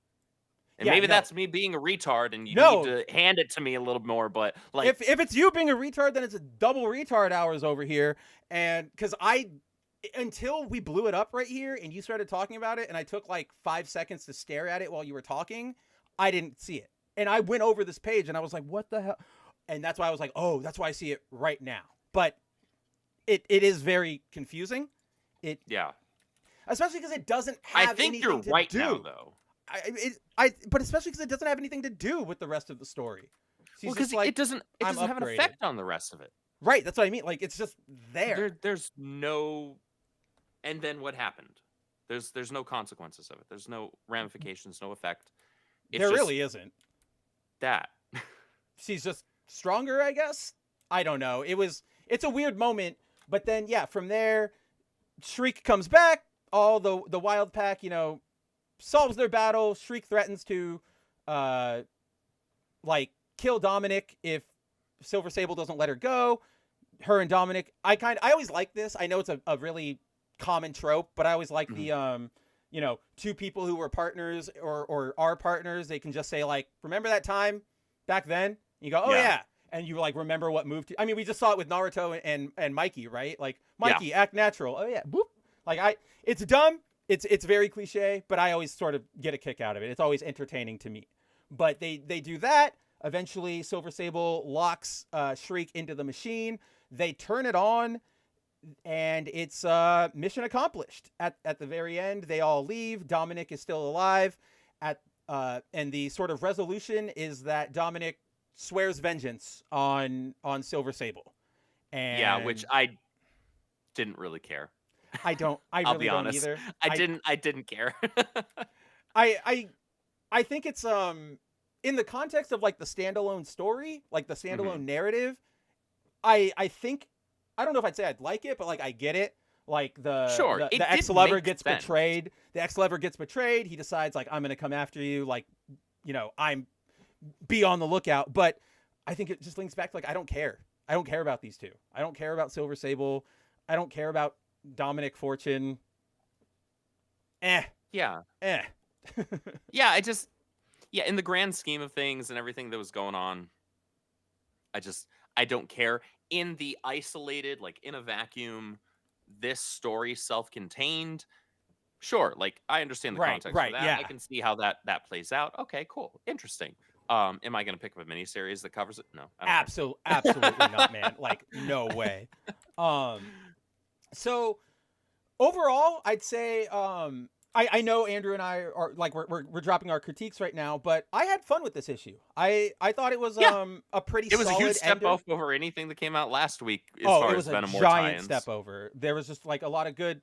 There's a lot of good little character moments. There's a lot of good interactions, and like overall, it's a pretty solid end to the mini. I was glad that it was better than what we got, like by far. What was I going to say? There was one thing. Oh, the one thing I think I would mainly criticize is this chick in the jacket who like joined the team in the first issue. We don't know anything about her yet, and they made a big deal about like who's this mysterious member of the Wild Pack who has a symbiote now, and we still don't know. I'm gonna hammer that home for you even further right now. You ready? Ready. I completely forgot about her. Right, exactly. Exactly. Most people I didn't even did. notice her in this issue until you pointed her out. Because I don't think she's I don't think she she did does anything.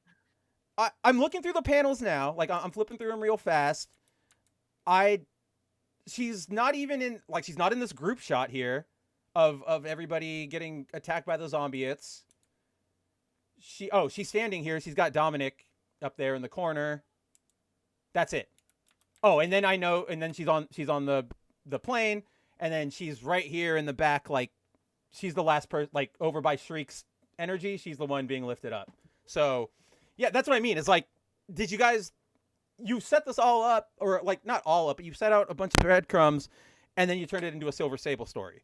So yeah, try I again. hope the intention there isn't to like do a Wild Pack like mini series and expound on her, because I don't care enough to be willing to buy that series. No, I don't either. I don't like know who Silver would be. Sable when she's interacting with Spidey, Right, because that's fun as hell. and if you did something Her on her own, I don't care. You might have something if you did like a team up. Okay, here would be an interesting team up. This would be a fun. I bet you're about to hit exactly what I was going to suggest. We're probably gonna have it. Symbiote Natasha and Symbiote Silver Sable. Oh, that's better than what I was thinking. Holy crap! Buddy cop yes, them. Please. Especially because they're both like They're both trained killers. That's the word I'm looking for. Like they're both trained killers, but they also both have that very stark divide in methodology, right? Like Natasha's like, I'm an Avenger, no killing, do things by the book, and Silver Sable, as we've seen, like she'll do whatever it takes.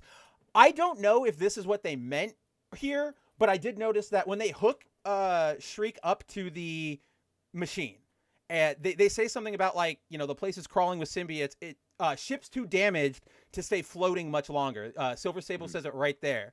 But then Tarantula says the sound channel will hold. The amplifier is designed to keep running below the surface. So I was like, are they just gonna fucking drown Shriek and say who cares and just use her body as like a battery? I was like, we should have explored that. Like that's insane. So no, I think that is way better than what I was thinking. I was just thinking like, if you really wanted to do Dominic again or explore this, have Silver Sable like run to Spidey for help and is like, or Spidey gets caught up, something like that. Because I'm with you. I would not care about a solo series about these two. Like I just nothing here for me. But again, regardless, guys, just because we don't care about a Wild Pack series or like solo doesn't mean this wasn't a good book. This was solid. I don't think I'd say it was my favorite, but it's good. Like you would walk away from this being satisfied. You wouldn't be upset. It's a decent resolution to this tie-in sub-series. To this tie-in.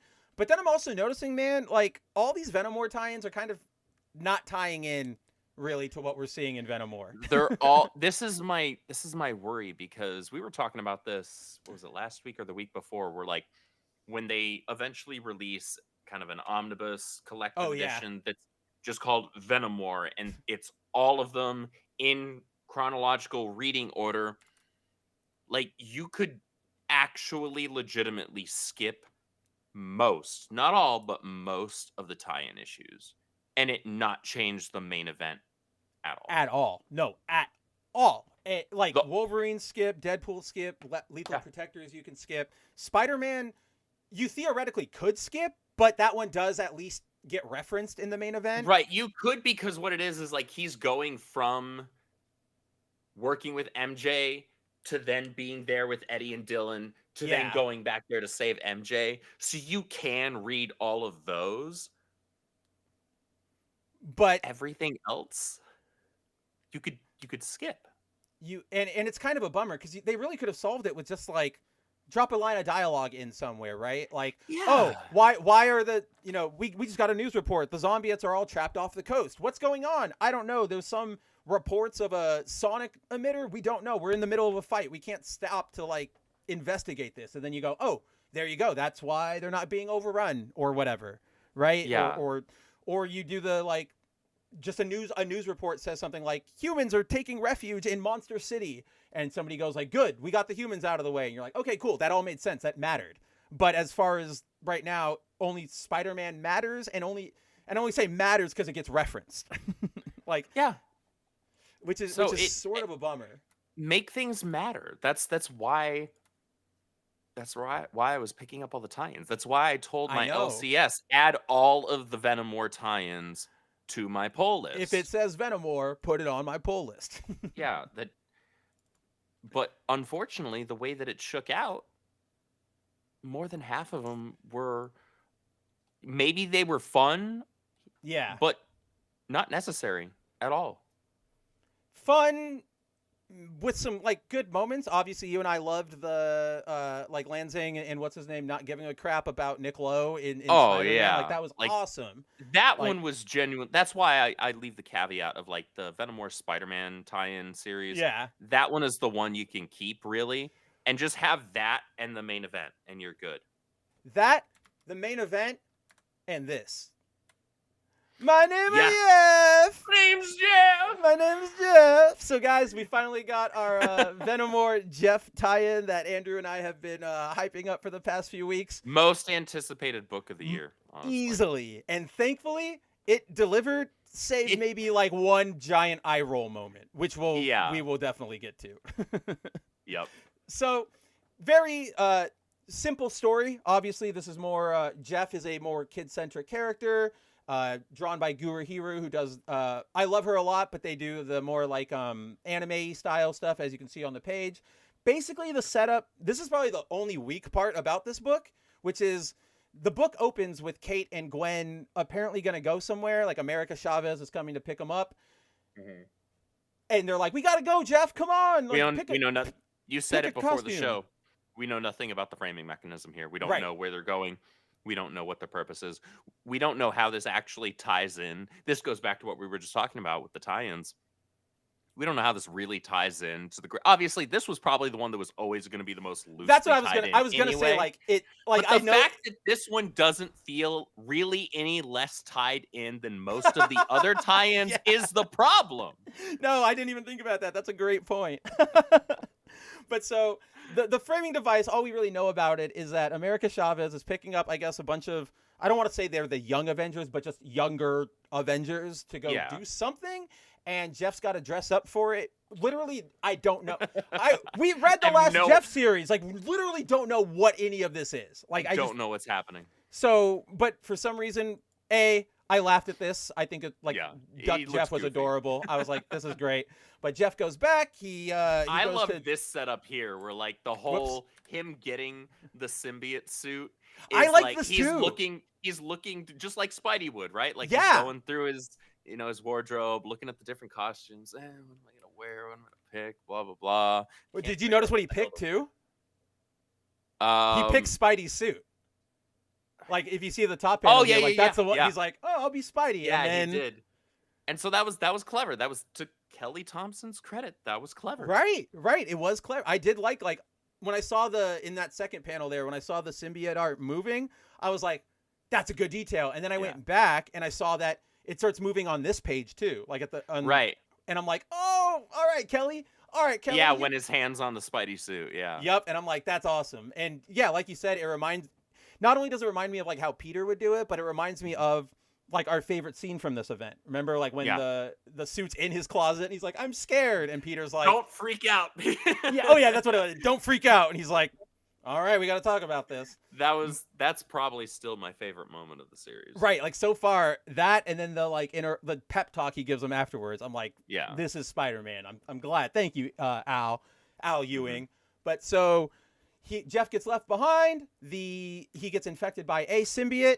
He kind of looks cool. He looks really cool. No, I actually really like this. I really like that design. When we get later, sharks. When we get later on, when he gets his arms, I'm like, can you keep this around? Like it's sick. Okay. So later on, tell me you didn't immediately think Street Sharks. Oh, 1,000%. The second he like flexes, I'm like, are we doing this? Is somebody? I was like, we're Street doing monkey fighting Street Sharks right now. Like that's what this is. I was pretty stoked. But so Jeff in his panic sort of runs out of the house, realizes he's not getting away from the symbiote. I actually thought this was cute. He tries to go like wash it off in a car wash.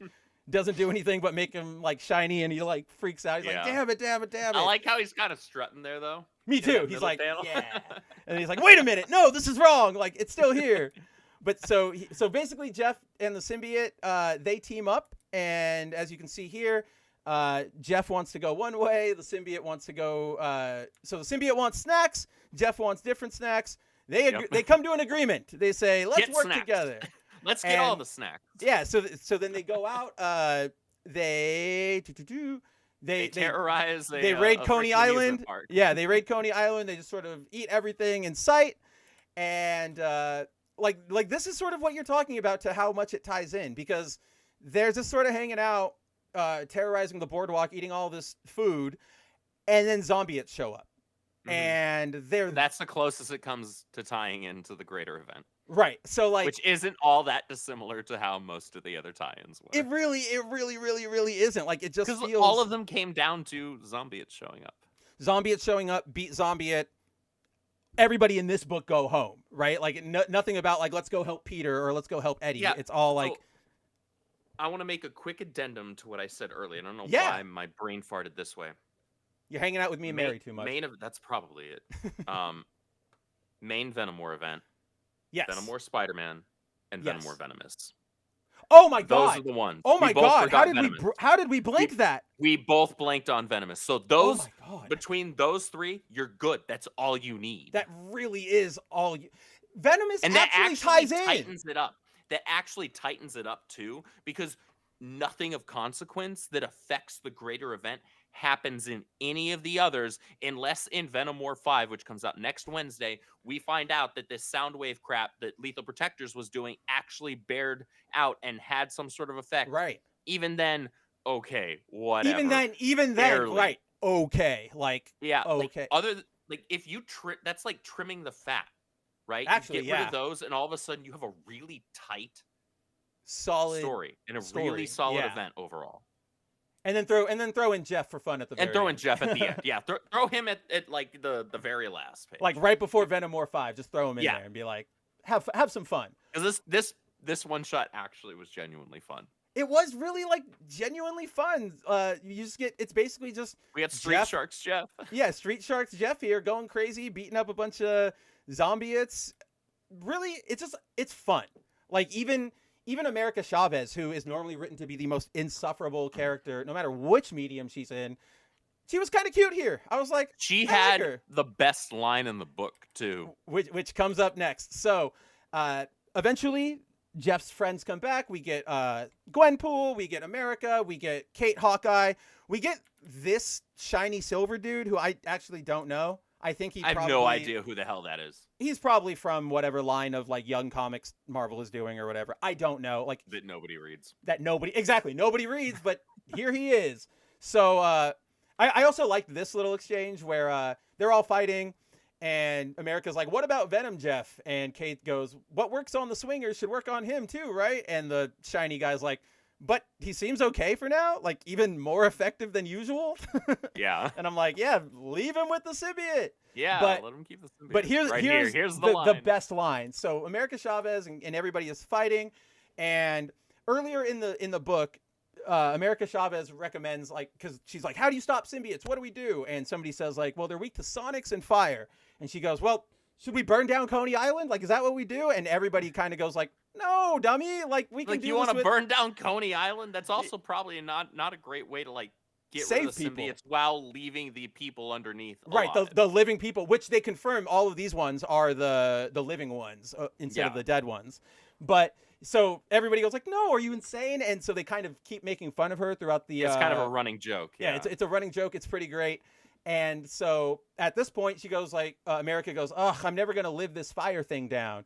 And Kate goes, I see a new code name in your future, like, making fun of her. And America just slaps back, listen, only one of us is currently sharing a code name, Hawkeye. And I'm like, finally, somebody addresses this fact. Somebody addresses the fact that you people just keep taking identities. And I like keep copy pasting people's hero identities onto other characters. And I also liked, Andrew, that Kate didn't fight back. There was no like fourth wall break, like, oh, you readers are dumb if you think this. She's like, yeah, you got me. Yeah. Yeah, that was genuinely funny. Yeah, no, I saw that and I was like, yes, like this is the best panel. And I was gonna send it to you last night, but I was like, I don't know if you've gotten through it. I'll just wait till tomorrow. Yeah, I didn't read this one until today. But then yeah, we kind of just get more Jeff stuff, cute Jeff interactions. Fighting more zombie-it people. This is a cute little scene where like Kate sort of turns her back to a zombie-it that's incoming, and Jeff is like, what is wrong with you? And he like chastises her, and everybody's like, okay, yeah, you're right, my bad. Like, it's these little interactions that really sell like the Jeff-ness, right? Yeah. Just like the little like, hey, you. But so America. I kind of feel like you should just get Kelly Thompson off of whatever the hell else she's writing and just have her do like either a mini series of just Jeff stories or do an anthology of Jeff stories and leave her at that, because this book Take her off of Absolute Wonder Woman. This was not Kelly Thompson's usual stuff, right? Which is usually not good. we ran into this when we were reading the original Jeff stuff, the ones she actually does without text. Like those were all funny. Yeah, they were. Like they were really, really good, and both of us were like, "This is Kelly Thompson."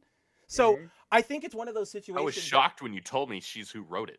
I think it's one of those situations that we talk about where, like, if you give somebody complete creative control over something, that can harm them because they're like, I can do anything. I'm just going to use all these ideas, and it just sort of devolves, which is what normally happens to the Kelly Thompson thing. You give her all the ideas, she makes overpowered characters who preach to the viewer, and it's just awful. What you got to do with creatives is you got to give them enough creative freedom, give them parameters, right, and then say, okay, here's what we cannot do.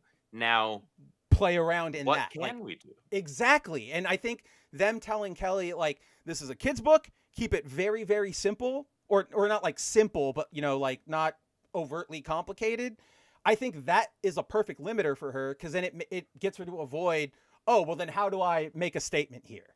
Right? Because then she can still make a statement or have a message, but since she knows she's communicating it to a kid, it's going to be more akin to what we used to get at when we were kids, right? Things like teamwork is good, listen to your friends, rather than like, always respect that the person is black and make that the first thing you know about them.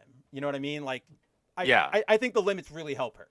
But here comes so America Chavez goes off. She says, I'll be right back. She teleports out. I still like her powers, even if the character is really stupid. I still like the power is cool. Punch, make a portal. The character herself is just unfortunately not likable. Her design isn't bad. No. Her design's not the worst thing ever. I actually don't mind her design. And I feel like they refined it in Ultimate Universe. Yeah. So I actually the new really one, like I really like her design in Ultimate Universe. Just the character herself, unfortunately, like she doesn't have a personality, and most of the writers that they stick on her don't have personalities themselves. So I guess that makes sense. And that's unfortunate because she's got kind of a nifty power. That's something you can really play around with and do some cool. I think here's the issue. Aside from having horrible writers on it, you are taking a character who is like perfectly built and set up for doing some just like zany fun stuff, right? Like you're in your power, you punch and you make a portal. That portal could go anywhere. If you're super in control, that portal could go 15 feet over to the right so you can get the jump on somebody else, right? But if you don't have control, then you end up with what we got in Multiverse of Madness. Bad movie. And you can end up doing some crazy, like, different realm and world hopping, and you could play around with that, but they don't do that with her. No. They try to make her just a serious character that's like any other Avenger and any other character that is in the Marvel Universe. Well, it's not even... You're trying to fit a square peg into a star hole. Well, correct. I love good pun or wordplay, whatever you guys, whatever you nerds out there want to call it. But I know it's also like we've seen them try to do that before, right? Like, oh, here's a new character and they're an Avenger or they're on the Justice League.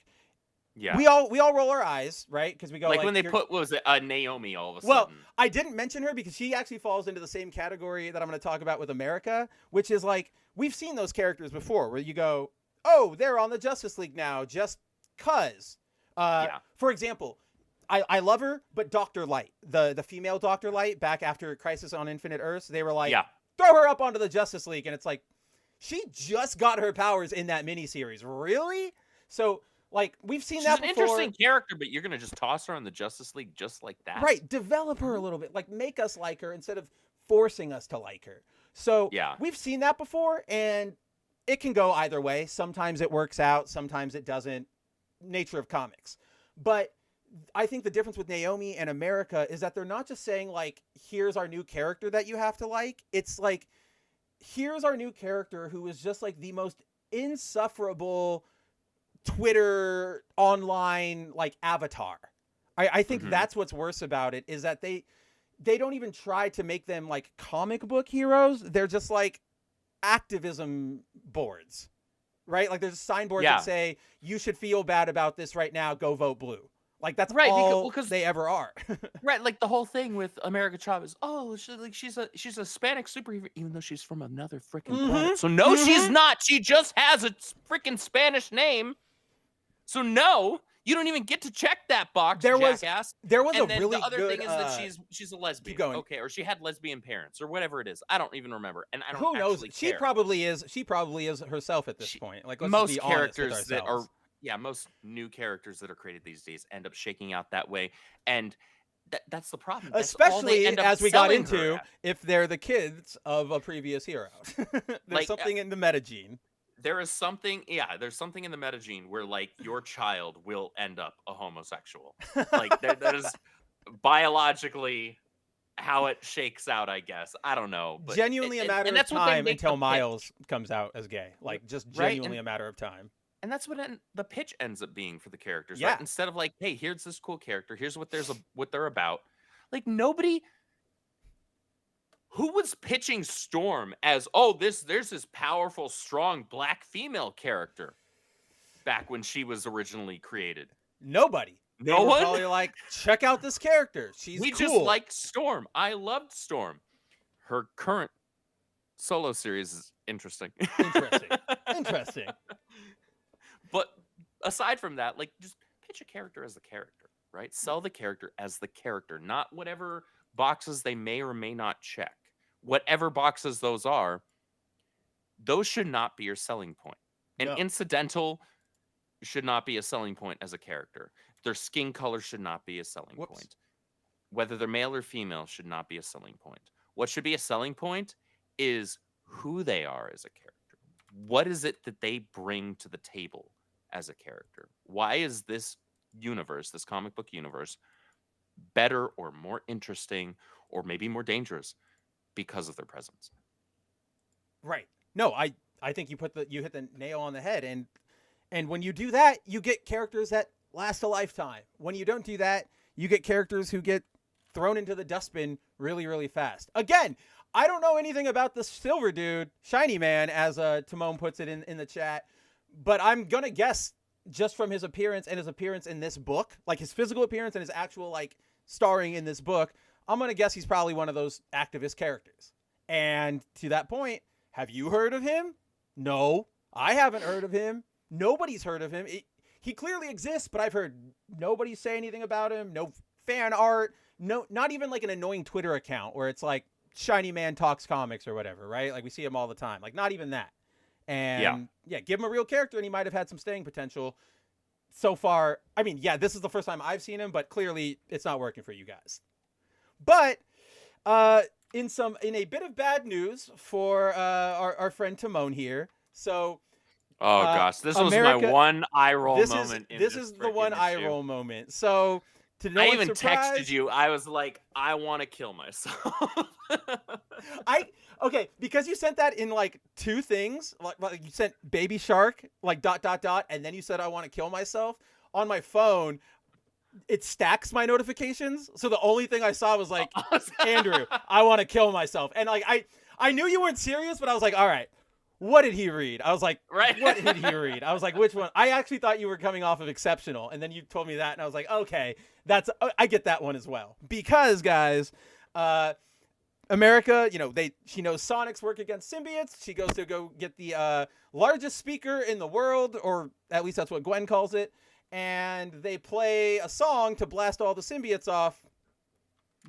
Baby And of Shark, course, doot, it's doot, doot, doot, doot, doot, doot, if you will.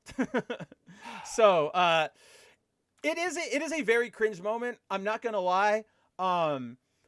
It both fits, and I hate Yeah, it. I know that. Like that's exactly what I was gonna say. Is like it fits, and like obviously I think Kelly Thompson knows that this reference is like supposed to be eye rolling. I mean, even America right here, she says like we didn't discuss which song to use, but I have a very on the nose suggestion. Which like Yeah.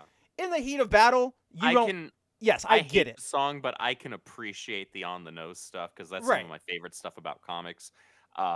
Because here was the thing, like once they did that, all of a sudden I was picturing like an animated version of this book, Oh, whether it's like traditionally animated or CGI CG. animated, and I'm seeing Street Shark Jeff like beat the crap out of these zombiotes to the Baby Shark song, and I'm like, I hate my life right now. I don't know. If you put Street Shark Jeff there, we might have something. But no, I had that same sort of eye roll as you. Like I turned the page. I actually took a moment because I was like, so reading throughout this entire issue last night, I was like, I think this is going to be my book of the week. Like genuinely, like both joking and genuinely. I'm like, I'm having fun with this. I really like this. I was going to text you like, Jeff, book of the week, book of the year.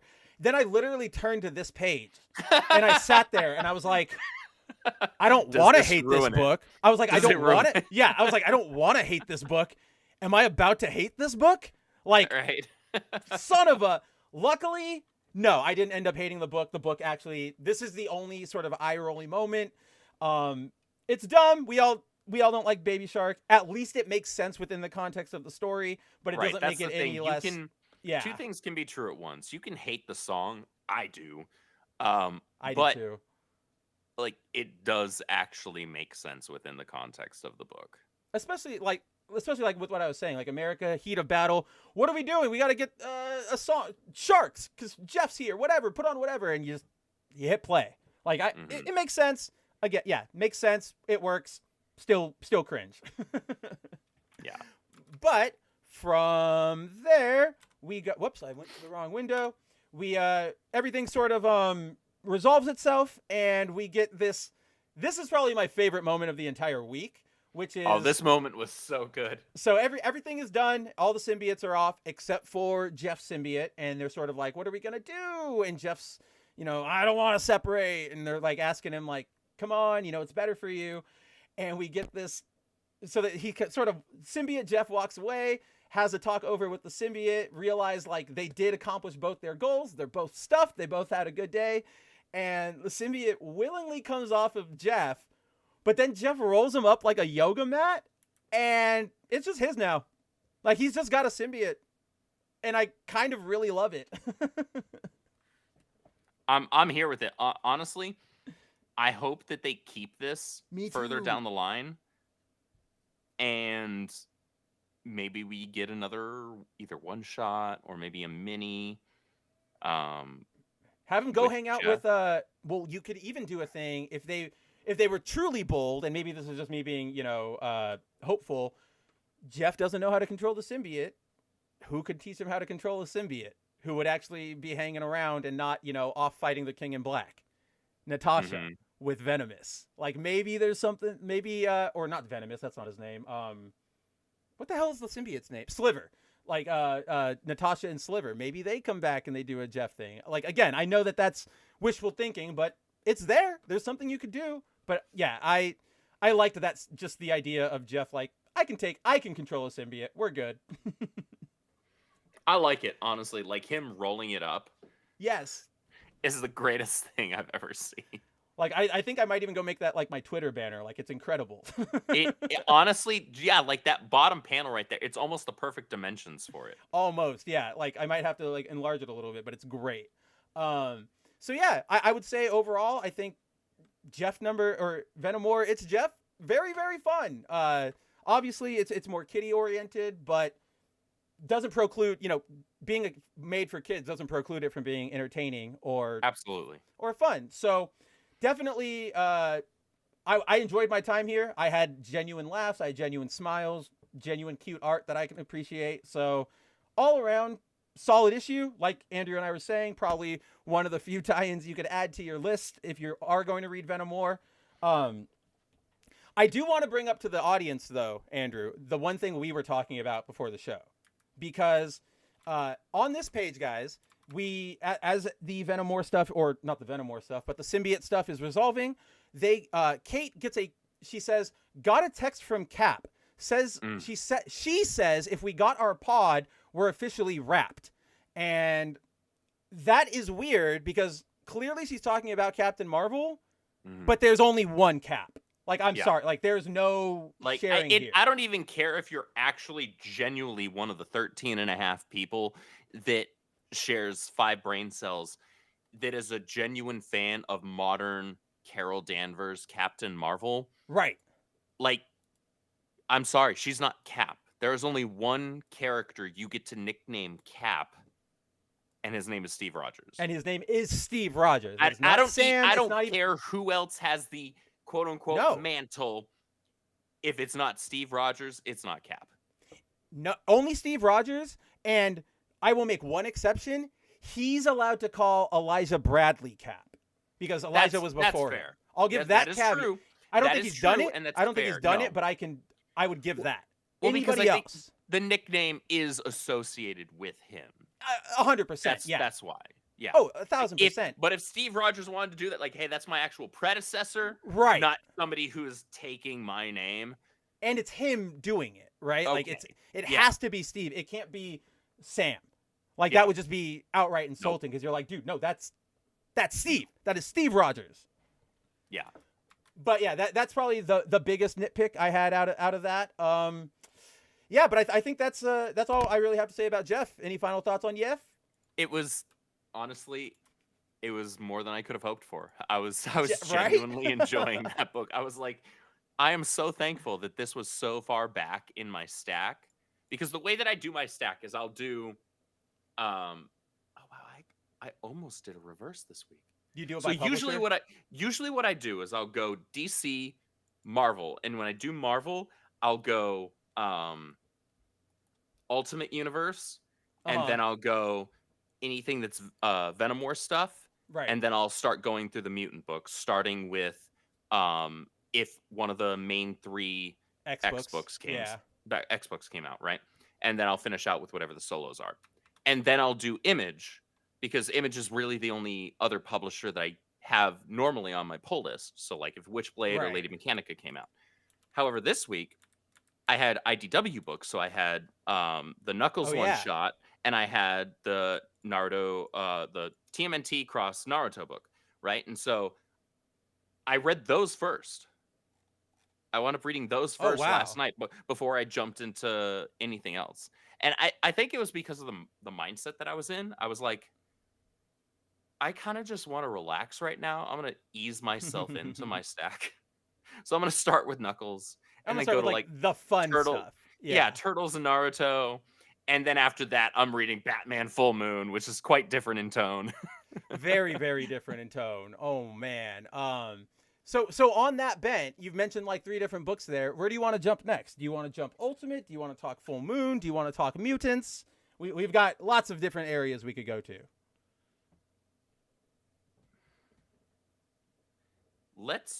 Because there isn't that much to talk about with Full Moon. There really isn't. So let's do a rapid fire on Full Moon. Sounds and then good I to think me. we hit Ultimate, and then we rapid fire Phoenix and Storm, and then finish out with Exceptionally Stupid. What we have to talk about, yes. All right. That's true. Okay, Timon says there's another Cap in Marvel, Captain Stacy. I think I might let that one go because they're not using it in the same like context, right? Like like it's like you're calling him Captain instead of like I don't know. Do you know what I'm saying, Andrew? Do you get what I do, but I'm not explaining it right. I still disagree with Timon in terms of the utilization, because colloquially, when you say Cap to a comic book fan, they know who you're talking about. You're talking about Steve Rogers. Yeah. No, okay, You're not talking about Captain Stacy. We can put respect to Captain Stacy's name, but I think you're right. Of course, Cap respect stays on. to Captain Stacy, but Cap refers to Steve Rogers, no one else. All right, so Batman Full Moon, second issue of this Black Label miniseries where Batman is getting turned into a werewolf. Yeah, it's a very simple premise with a sort of simple, I don't want to say simple like bad story, but straightforward might be the best way to say it, right? Like Bats gets bitten by a werewolf, everybody tries to help him, nobody can really help him. We get some, he goes and he tries to get help from Constantine, from Dr. Langstrom, from Zatanna, and all of them end up sort of being like, we tried, but you're going to have to sort of deal with being a werewolf. And the thing I like most about this book so far is the permutation of the cast. I love having Langstrom. Oh, yeah. And having Zatanna and Constantine. So you've got and it makes all the sense in the world, right? You're telling a Batman story that is dealing with werewolves, a very supernatural thing, and the things that make the most sense to tack onto it are another man-beast type character. You got Man-Bat, right? And that's a makes fun perfect play. sense. Yeah, it's a fun play on Batman. It's a super fun play, and then you tack on characters that are Bruce's complete opposite, because Bruce is he doesn't buy into the whole magic or supernatural thing. He hates at magic. all. Yeah. He absolutely hates it. If it cannot be explained by science, he abhors it vehemently. And so you bring in this facet that is very much a supernatural thing, the lycanthropy. It's this weird mix of biology and supernatural, right? And now you bring in John Constantine and Zatanna, which are characters that deal with the supernatural all the time. It's a fun cast. It's a fun combination. I'm still undecided on how much I like it. I'm enjoying it. I'm just not sure how much yet. I think so. I agree with you because quick shotting this, really all that happens in this issue is Bruce tries to deal with his lycanthropy. Everybody says that you got nothing doing. Yeah, it's literally all that happens. Yeah. Well, then there's also and then he starts turning into a werewolf at the end. But there's also the werewolf who bit him, and he's trying to kind of just make sense of what's happening. He's just a regular guy. He's not a superhero. He's just like, oh man, I'm screwed. Like I'm a werewolf. So I think like we said, it's a pretty straightforward premise. In the first issue, I was like, okay, Batman, werewolf, fine. Here I'm sort of like that, but I will admit the stuff with the guy, the other werewolf and the street homeless outreach people that keep trying to help him. That stuff I think is really, really interesting because it's a lot of very grounded and human. Yes, I think that is what it is. It's pulling on your human empathy, and if you're not a sociopath or a psychopath, then you have that innate thing within you as a human being to actually feel something for your fellow man if they are truly going through something horrible, right? And I also really, I think this is a personal thing, but I really like characters that are because this is not me and it's something I need to be better at, so it's sort of like an aspirational thing. But when things are down, I love when there are characters who are still like, yes, things are awful, but either through faith or confidence or whatever, we'll get through this, right? Yeah. So these three people here, these homeless guys, or two of them are homeless. One of them is just the sister who runs the local church. But I love the big friar dude because he's like a homeless guy. He's like, yeah, things suck, but we got to look out for each other. What are you going to do about it, right? And it's just sort of it's a good balance to sort of remind you that humanity can be optimistic, that there is a hopeful bent to humanity, I guess. It's just it's nice to see. It's just nice to see people are still good. But so from there I think this is probably the most interesting part of the book for me, is that eventually the regular werewolf guy is like, okay, we're going to change I'm going to change tonight. I need to be chained up, locked up, put me in captivity, make sure I don't get out. in the basement under the church. Obviously they try. He breaks out because he's a werewolf, and we get this shot where the nun, she's trying to just talk to him, I know this isn't who you are, and he just shreds through her. Like not even Yeah. a shot of him like looking at her and like processing. He just rips right through her. And so like this genuinely shocked me. I genuinely thought we would have that moment where he would like turn around I and like kind not of hurt her. But Yeah, nope, I'm kind of with just you. I kind of straight did ripping think, her apart. wow, maybe we're gonna have a moment where he starts to, at the very least, seems like maybe his human self is trying to crawl through and scrape through and regain control, right? Something. Right. A panel where it's like a close up on his face of like he's still in his werewolf form, fully transformed, but you start to see kind of like a discombobulated Like behind speech his bubble mind. Yeah. Oh of yeah, that like too. him try like he's speaking, you can understand what he's speaking, but it's still kind of jarbled, right? And he's trying to regain control, but then ultimately succumbs to it because we're only on issue 2. Let's be real here. I know. He wasn't gonna regain control in issue 2. That's No, not not how at all. storytelling works. Like just throw away your whole premise at that point, right? But yeah, he really did just like none of that. just shredded right right through. through her. It's like, oh, okay, that's how we're playing it out. Okay. And then the issue sort of ends with a pretty cool visual of Bat Werewolf ripping out of the Batmobile, and then they're ready to fight, and that's sort of where we leave off. That's kind of all that happens. Yeah. Yeah, like I think there are things I like, or like I think there are things I find interesting in this book, but I'm still so baffled by how popular this book is. Right? Like we saw the sales it's been chart selling out. top 10 last month, and I'm like, really? The screenwriter isn't like, he's got a lot of like TV credits, but he's not anybody really established. And Yeah, it's I and the can't book get is. it. I think we're both enjoying the book, but it's nothing to like all of a sudden scream from the mountaintops about. No, I feel like I'm sort of approaching this the same way I would one of the Venom War tie-ins, where I'm like, Yeah. show me what's up. I don't know if I have expectations, but can you deliver something interesting? And we're getting that, Yeah. but it's not, like you said, it's not interesting enough to write home about, right? Like probably the most interesting thing to write home about is the permutation of his cast with having Yeah. Langstrom around. Like, I think that's probably, the most notable thing. But I'll probably keep reading it. I mean, at the very least, we're going to get a werewolf fight next issue, so that's got to be worth something. Do we know how long this mini is? I was actually going to ask you that, because I don't know off the top of my head. I genuinely don't know. Something tells me it's a 4 issue. If it's not a 4-issuer, I don't see how they stretch this to 6. That's what I was going to say. I was going to say, I don't know, man. How would they stretch it? Yep, 4. You're right. It is 4? It's okay. 4. Because I was about to say maybe this is a micro and they're doing a 3-issue. Oh man, they haven't done that It's like in a while.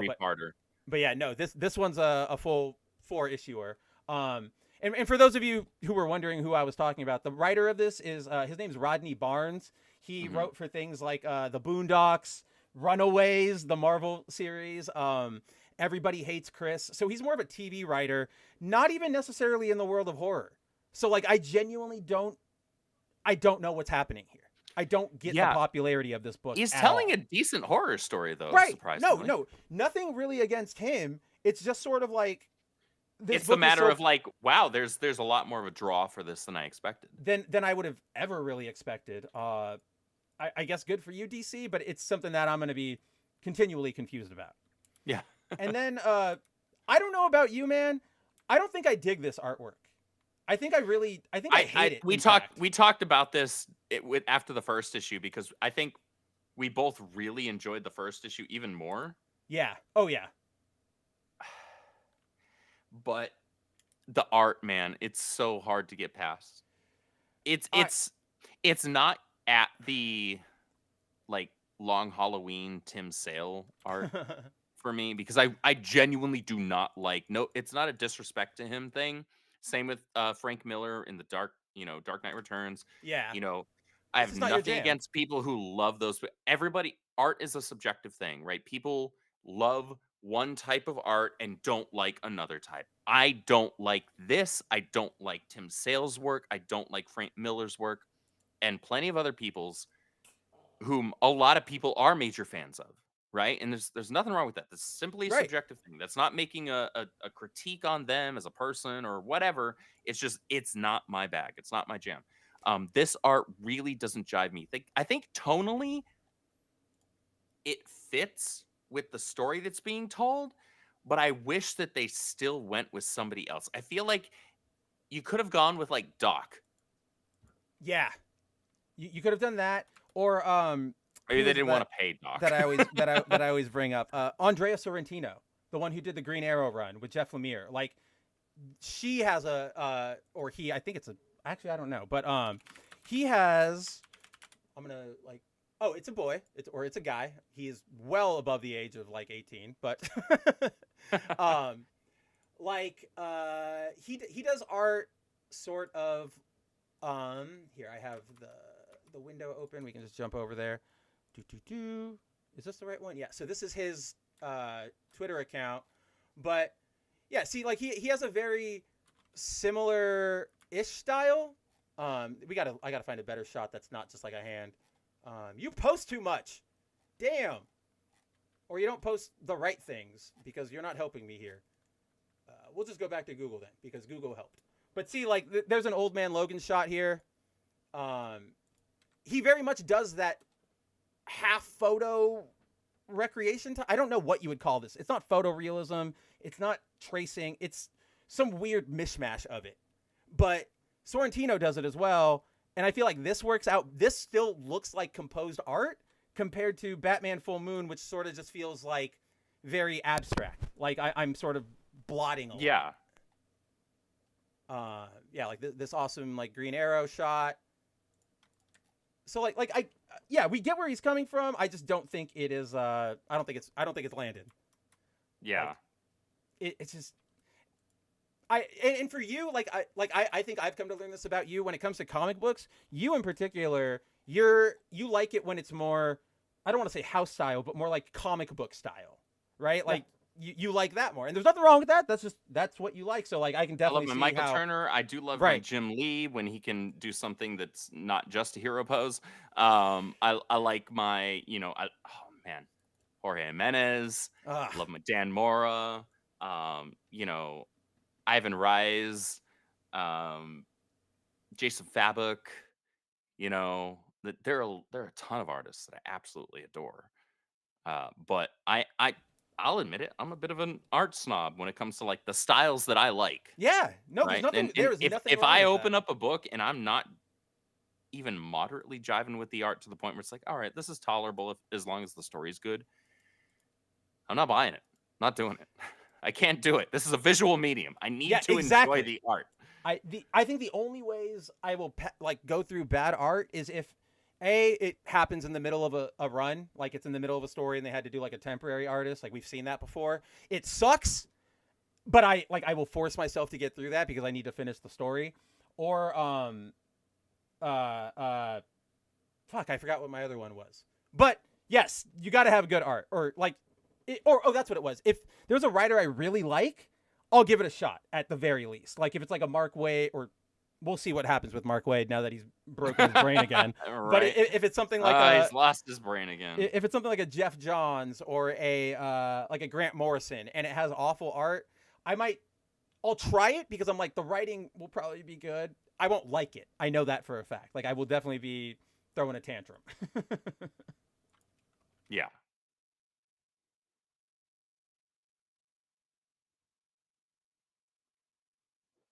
Oh, wow, I left that Captain Stacy comment up way too long. But yeah, who knows where this might go? Might be cool going forward. Might be cool, not entirely sure yet. The story's good enough. I'm looking forward to see where it goes. Especially knowing that it's only a 4-part mini, like I'm gonna finish it out. Oh yeah, right. No, yeah. I think if it was more than that, if it went 6, I would go. Are you getting the physical versions of it as well? Yeah. Okay, like I really like the treatment that they're giving the cover A's. Yeah. It's super cool, like that matte black with the slightly embossed art on it. Like that. Like that's this one? really cool to me. Really cool. The covers are fantastic, and it's by the same guy.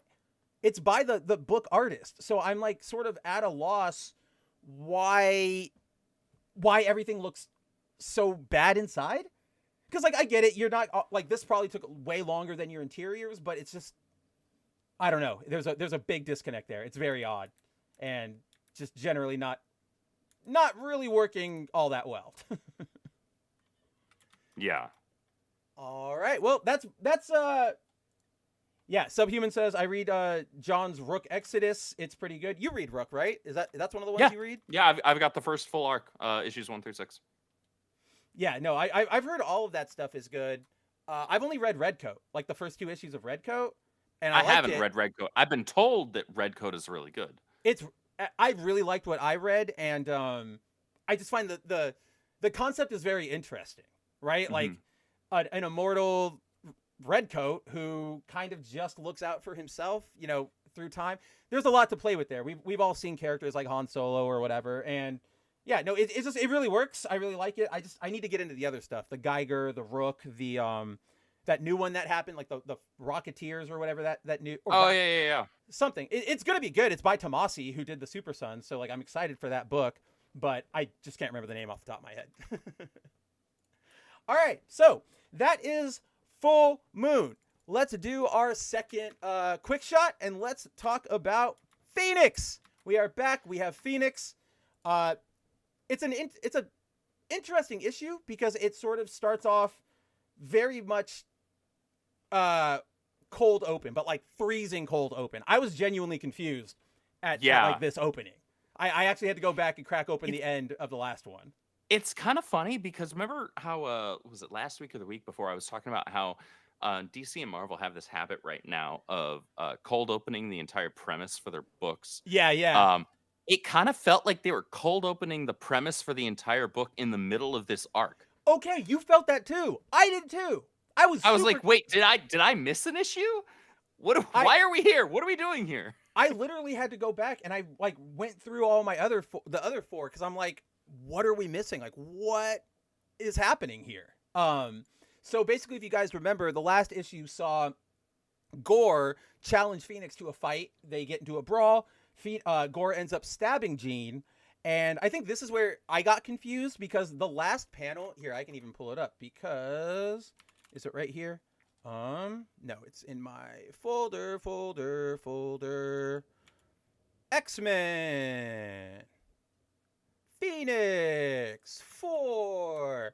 So, this is how the last issue ends. So she gets stabbed, right? And she floats out in space, but then she is reborn here.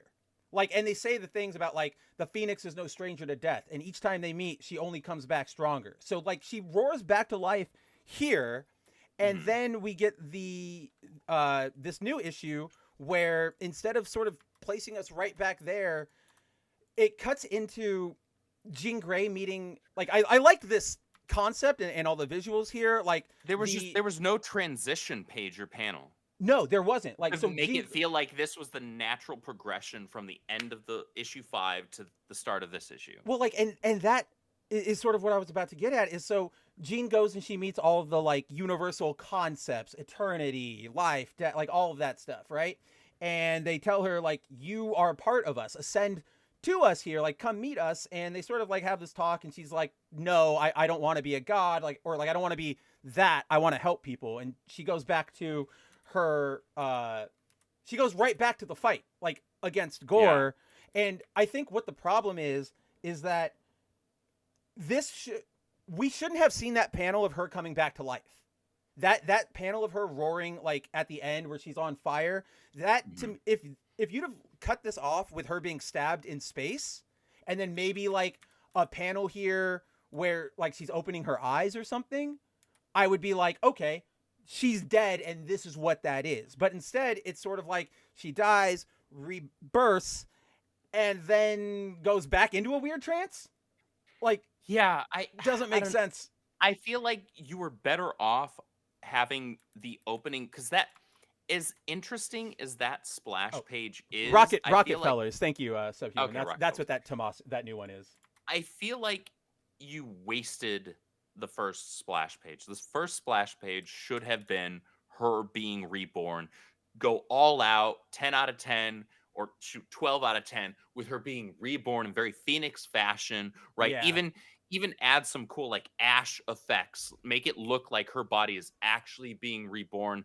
Maybe mix in this would That be would cool. be cool because before So you keep we'll going, mix just before you keep, I'm like that would be cool because we've never seen her do that. We've never seen her like like actual Phoenix rebirth like that, right? Yeah. Like she always goes like an egg or Mhm. whatever. So keep going. I'm on board is what I'm trying to I was say. gonna say, so combine the visuals of, because she's a cosmic being now, right? So combine the visuals of Ash from standard fantasy Phoenix folklore and mysticism. Combine that with like have like stars and things in the ash that's coming up and Ooh. having her be reborn. Like I feel like that splash page could Ooh. have been cool as hell. I think so too. Also, I want to ask you this. This will probably like I don't recognize fucking half of these people. And I know the Marvel like upper echelon. Like I see Eternity back there. I see obviously Death and Life are dancing over on the right over there. You've got the Celestials and Uatu. Who are the rest of you people? I don't understand. Real quick, apparently we're buffering right now, Oh, we're buffering? according Uh-oh. to the chat. Oh crap, we are dropping a lot of frames. That's weird. Why is that happening? Nothing is I think it's a Not YouTube sure. thing because Okay. we're okay on our end. Okay. Give me 2 seconds while you look at that data. I'll Yeah. be right back. No, yeah, no. We'll hang out here. Oh, look at that! He put on his block thing. Yeah, zero says it. Stream is buffering hard. Subhuman says, okay, it's not just me. 1 second of stream F. 1 second of stream F. Very odd. Could not specifically tell you guys what is draining our bandwidth. Nobody is unconnected. I don't have my VPN on. Oof, those are really, really, really bad. Let's hope that comes back. That spikes back up because I'm hoping it's just a hiccup, but I'm not entirely. Did I kick something? Nope, we're all connected. Yeah, as you guys know, like Subhuman pointed out, and Zero and Timon, we are here. We are buffering. I do see on my OBS that we only have we're dropping like 3% of the frames that we're putting out there. So I wish. Oh, and now it's like, our connection's dropping even harder. I think. Are we heading for a disconnect? Whatever's happening, this is on YouTube's end. I genuinely.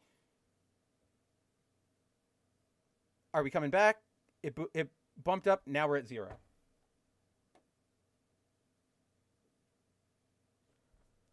I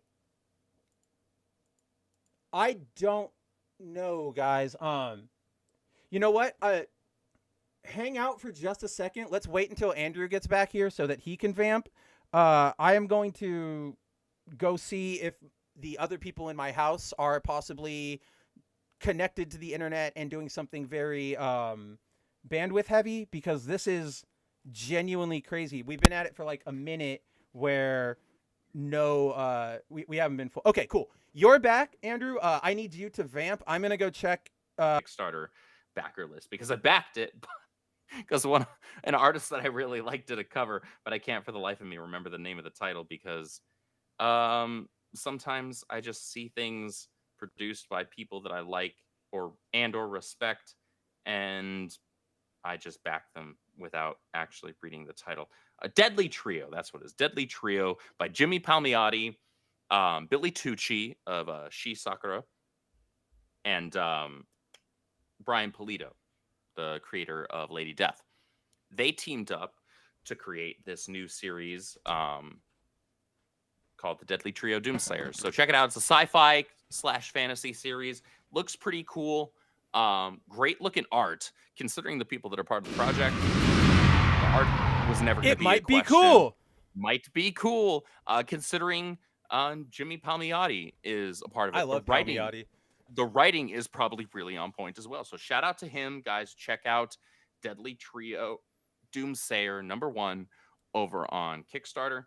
And then last but not least, the fourth compendium volume hardcover for Witchblade is now live on Kickstarter from Top Cow. So those of you who have watched the show, they haven't already done that?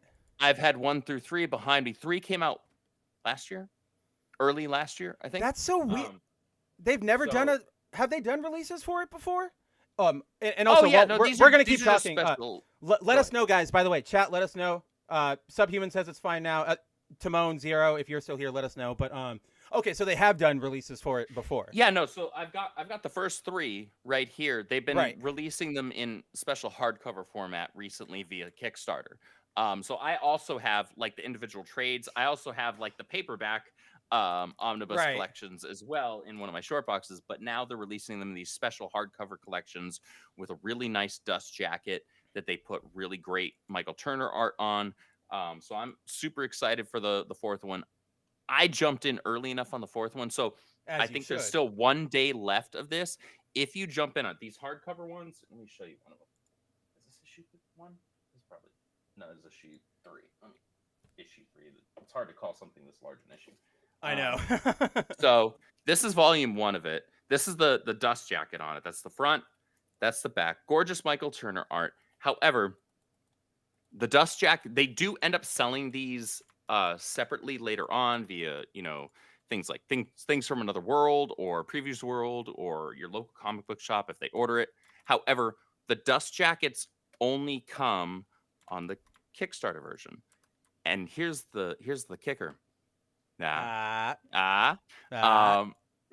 top of the dust jacket being exclusive to the Kickstarter, if you order within the first 48 hours, which you have, I think, a little less than 24 hours left at this point, Mark Silvestri will also sign the cover.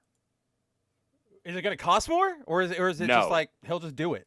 No, it's just all of the hardcover ones from that tier, which it's $50. So it's not cheap, but these are really high quality. $50. See, now look, Andrew, and you get Subhuman said, "There goes the stream." There goes the stream. Well, it's Subhuman's fault. I would hope so. I'm gonna jump in the back and let's see live. What does it say about us? View in studio. There goes the stream. Why does the stream? Yeah. Oh, okay. YouTube is not receiving enough video to maintain stream smoothing. Oh, now we're back. I don't know what's going on, guys. I went and I disconnected everything a second ago. My parents are watching TV, but that shouldn't be killing the stream like this hard. So, that's so. Do you guys see us? Is it still? Hold on, I'm gonna pull it up over on my end here on YouTube. Oh yeah, that's see if it's still doing the thing. Refresh. Said refresh. I mean, I can't refresh the stream or the OBS, man. So it is still periodically buffering. Let's see how many seconds go in between the bufferings. That's the question. That is the question. It looks to be okay right now. I don't know how long is going in between. Right. So. Oh, you know what? It just all of a sudden everything just rocketed back to green. We are. Okay. I think we are okay now. I think whatever that was, whatever government experiment they were doing, we're so done then now. let's triage. Let's do it this way because we also don't want to go too long. So let's quick hit what annoyed us and interested us about Storm #2. Then let's and then let's hit, talk about what annoyed us about Exceptional. USM? Oh, no. you want to end on? Okay. I want to end with Ultimate because I want to end on a higher. That's what I thought you were going to say. Positive over here. We're more positive over here. But yeah, I think the last thing to say about Phoenix is that it's still good, still a very good series. It is still super interesting. The art is still really cool. The art is still amazing. She literally turns Gore into a sun. And that's how turns she Gore beats him. into a freaking star, which was honestly one of the coolest way to defeat an enemy. Dude, this moment, I will admit, this moment, I literally had an oh shit. Because where they were talking about her and she was like, I can hear you, by the way. I was like, now, oh. Yeah, all right now we have the Galactic Council, like the Shi'ar, the Kree, everybody. If you guys know, for the last few issues, they've been meeting because Gladiator's like, Phoenix is dangerous. We need to think about something, like, not like stopping, maybe not like stopping her, but like, we need to get her under control. She can't just keep going and doing what she wants. So in this big pink sphere is sort of like their hologram viewing screen that they can all look at, 360 view. And so when she turns Gore into a star, Gladiator's like, see, this is what I'm fucking talking about. Like, we need to do something. And all of them are debating. And they're like, yes, okay, you're right. We got to do something. And then Jean's just like, I can hear you. I was like, oh damn. I was like, oh, this is like legitimately terrifying now. Yeah, but, that was cool. And then Thanos is back. Yay. This was actually kind of disappointing. I don't want to see him anymore. I'm done with him. Like, so put him on the back burner. I'm torn. Hear me out before we jump onto the next one. I'm torn because remember, it was in issue 3? I want to say it was issue 3 because his reveal here was super just kind of like middle of the road, subpar, easy. Like, oh, we're just going to show him in a pose on the final page, right? Like, it wasn't particularly imposing. It's like, oh, this is my universe or my galaxy, whatever. Okay, shut up, Thanos. It's just more like, I'm here now, and everybody's like, we knew you were here. We just didn't want to say anything. Yeah, that was just kind of whatever to me. But, however, his presence in this series does excite me because of what it was that Jean said in issue. I want to say it was issue 3. I'll as soon as you say it, I can probably hit it. So I'm pretty certain it was issue 3 when she was in a kind of a mix-up, a fight with why is this freaking jackhole's name? Scott's father. Corsair. Yeah, Corsair. Stupid jackass. She was in a fight. At least he has a cool costume. I know it's very kitschy 70s, but I like that. I'm with you normally though. It does fit though. It does fit. No, it does. It does. It's a fun design. I feel you on the overall character, but I have always sort of liked his like piratey design. Absolutely. So during that fight, there's a moment where Thanos' generals are talking about the coming of Thanos. I forgot they were even there. And that's right. Jean straight up says, and this wasn't somebody who's being intellectually dishonest would read this as a girl boss moment. Somebody who is actually paying attention to the premise of this story understands that this is a power scaling moment. This is a character growth moment to showcase how much Jean has grown over the decades because Jean has now fully embraced the Phoenix. She's not afraid of it anymore. She understands and acknowledges and accepts that she is the Phoenix is her, and she is trying to grow into and gain control of and accept the full breadth of everything that means and entails and represents. And there's a moment where she straight up says, send Thanos. Yep. Right? I will freaking take him on. It's right here. It's when she's fighting Ebony Maw, and Ebony Maw is like, you should have stayed on Earth where Jean Grey belongs. And she goes, listen to what I am about to tell you very closely, Maw. The next time Thanos wants something in my cosmos, he shouldn't send the B team for it. Fucking tell Thanos he can face me himself. And she just wipes the floor with the Black Order. That panel was I don't need an army. Good. And I don't need an army. So sick. And the thing is, I didn't realize. You can keep going. I didn't realize in this shot, Andrew, she's hitting all of them. Yeah. She's one-shotting the entire order. I thought she was just wiping Maw on the ground, but no, she hits that's awesome. That's where context is so important. Because the context is she is accepting herself as now being this cosmic entity. She's not just, scared Jean Grey, who's afraid of her own shadow any longer. She is now, and thank God, because you can only do that for so long. That works. It's the X-Men problem we talk about, where more than probably anyone except maybe Spider-Man, they always retread the exact same things. over and over and Absolutely. over and over and over And and you over and can over and over and only over. do that so long until people are like, I've read this 65 times. I already know what's going to happen. Like, why am I reading this still? Right. And so now, within the context of the fact that she's embracing her cosmic powers, she's a cosmic level entity. I believe her based on the context of everything that has come before. This isn't just some Jane Blow coming out of left field who's never done anything and all of a sudden she's the best at everything. This is Right. Jean Grey, whom we already know to be an Omega level telepath, an Omega level mutant, and also the main source for the Phoenix Force, the main vessel, rather, for the Phoenix Force. We Yes. know that she has a special connection with the Phoenix Force, and she's the person we most closely associate with it. Now she's embraced it. Okay, that should naturally and organically mean a major uptick in power and in scale. And therefore, now you get to have fun and pit Jean against new threats. You get to pit her against things Yeah. that she doesn't normally go up against. You don't have to put her up against standard Like a X-Men Sentinel. villains anymore. Right, like what are you gonna do with a Sentinel? Sentinel's not gonna do squat You against the just Phoenix made Force. Gore into a star. Yeah, exactly. She's doing cool stuff like turning Gore the God Butcher into a star, and she's calling out Thanos to 1v1 me, bro. Okay? Like, I'm here for that. I'm disappointed in that final panel with Thanos on it, just more or less because of its layout. And I feel like you could have Because it's just built kind up of boring. you could have built up to that like visual reveal. We already knew based on her calling Thanos out. At least I felt we were going to run into Thanos eventually in this series. But I feel like you kind of Yeah, like right here. you kind of shot yourself in the foot. Not maybe not shot yourself in the foot, but you robbed yourself of a really cool reveal Yeah. No, with that layout. So I am wrong, and I will admit that I totally forgot legitimately when I was doing my complaint about Thanos that you're right. He has been set up this entire time.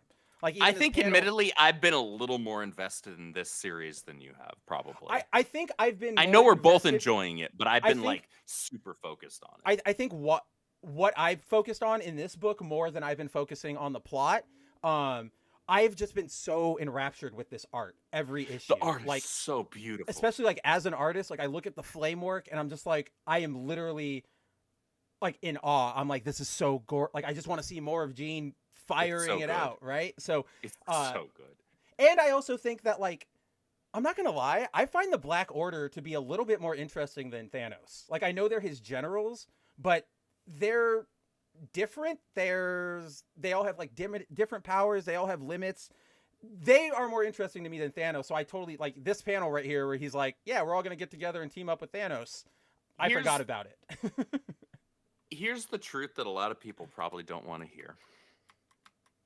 Thanos has had 2 moments where he's been three moments where he's been genuinely interesting. The first was the Infinity War. Of course. Right? Where he is trying to court death, right? And that's like super comic booky Yeah. cool Thanos, right? That's extremely comic booky. Like, I don't know how much more comic booky you get than that, right? The other is, to their credit, the first 3 phases of the MCU did a really good job setting up Thanos. I will give it that. Job. Yes. I think it loses its luster on repeat viewings with Endgame a little bit, but Infinity War Thanos is like really strong writing, right? Yeah. The third, No, I agree.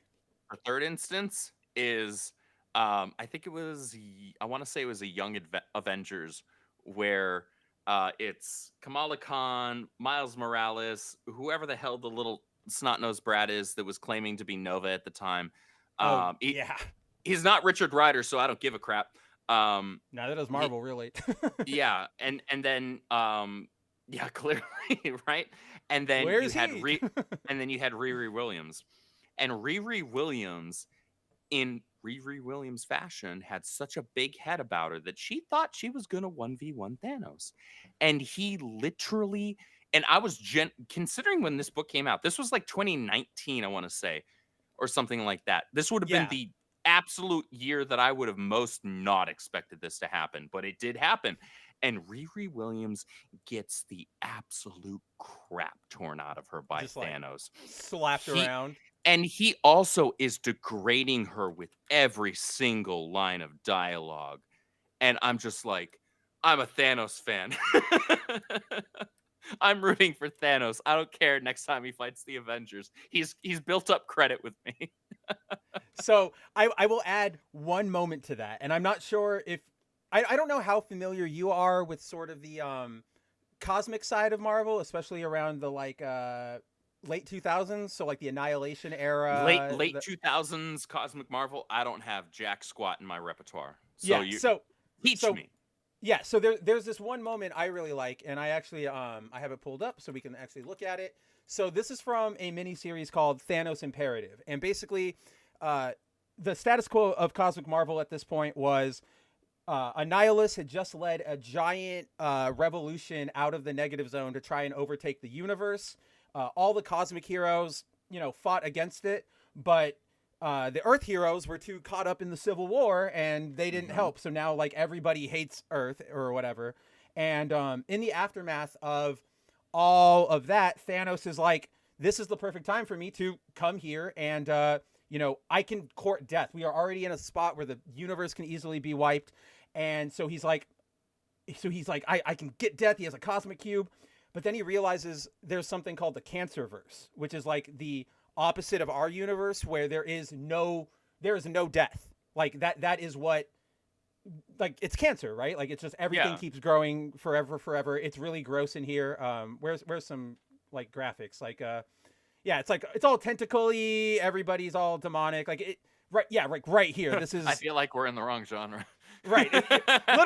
Very much it got weird at this end point. But basically Thanos is like, I am going to bring death to the Cancerverse, and he does. That Richard Rider I just saw?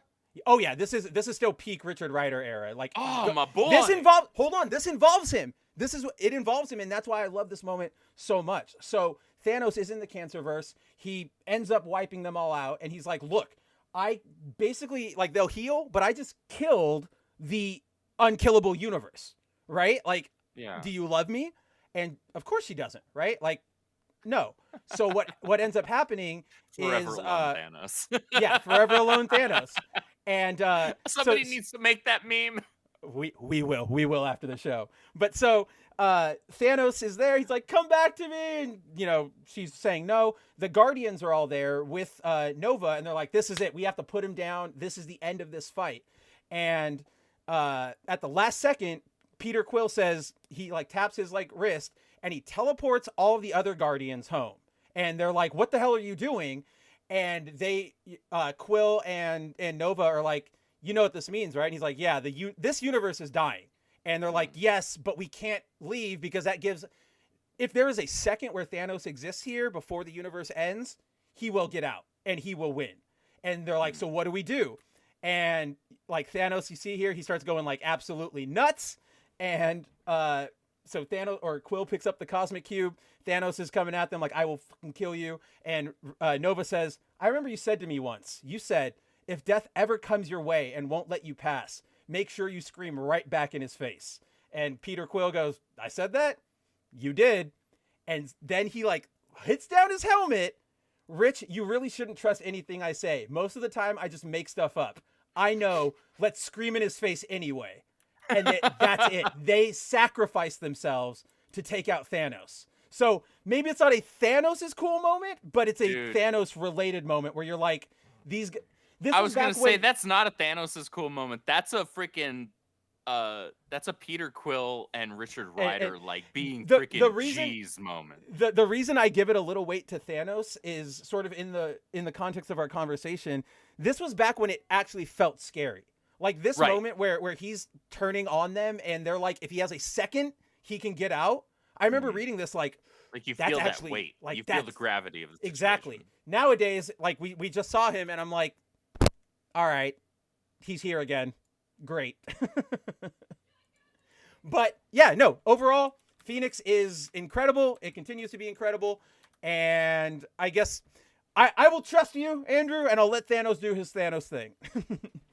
I feel like we're building up to a really cool 1v1 of I hope Phoenix so. versus Thanos, and I really hope so. hope it's a really great knockdown drag out. If it's anything less, it's gonna feel lame to both of them. Yeah. You know what I mean? It'll feel lame to me. I'll be genuinely disappointed. To us. Yeah. All right. So Phoenix is good. Keep reading it. Thanos is a dork here. But next book we have. Well, this is technically the next book, but let's really rapid fire this one. Okay. So if you guys remember, Storm, basically last issue, she is on her own now, trying to sort of mend relations with mutants and humans in the post-Krakoa era. She last issue had that really cool rescue at the nuclear power plant. And she did. That was a cool right? moment. That was a genuinely cool moment. And I also remember that you and I both liked that the way they treated the mutant of it all wasn't on the nose, like one-to-one activism in the real world, right? Yeah. Like, it was very much like it makes sense. It wasn't so much on the nose. Right. Well, like, and the other thing was like, Storm, these aren't just bad people who are, dirty energy people. It was like they're using an alien body to generate power. They didn't test it. What did you think was going to happen? So like I really liked that, or like we liked that. So this issue sort of picks up a little after that, and we basically find Storm. She's out. I guess this was her on her way to the doctor's office, right? That's what I kind of gathered. So the way that I read is that this was actually a little bit before that, and it's the moment where she realized that she needed to go see somebody because all of a sudden she at some point starts coughing up blood. I gotta say this about the art direction that they're going with. The art is really strong in the series so far. Even though the story is like hit and miss for me. There are moments where I really love, and then there are moments where there are parts that are great, and then parts where I'm like, ugh. Yeah.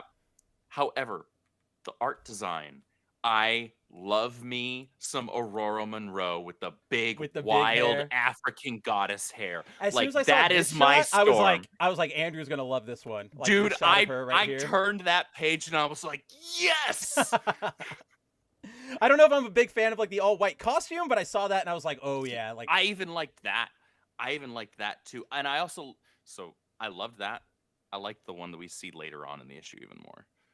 Yes, I know which one you're talking about. I agree with you. This was the thing. So this is probably a nitpick, but it also does sort of stand out to me as like a comic book person.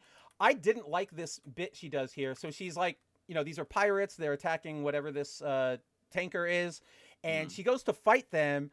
But she's like, so right here, she's like in the air, dashes, and she's going at them, and then she starts like running on the like ice water to do this like kick, which I'm like, yeah. So what she does is Storm's power. Obviously, we all know this that are X-Men fans.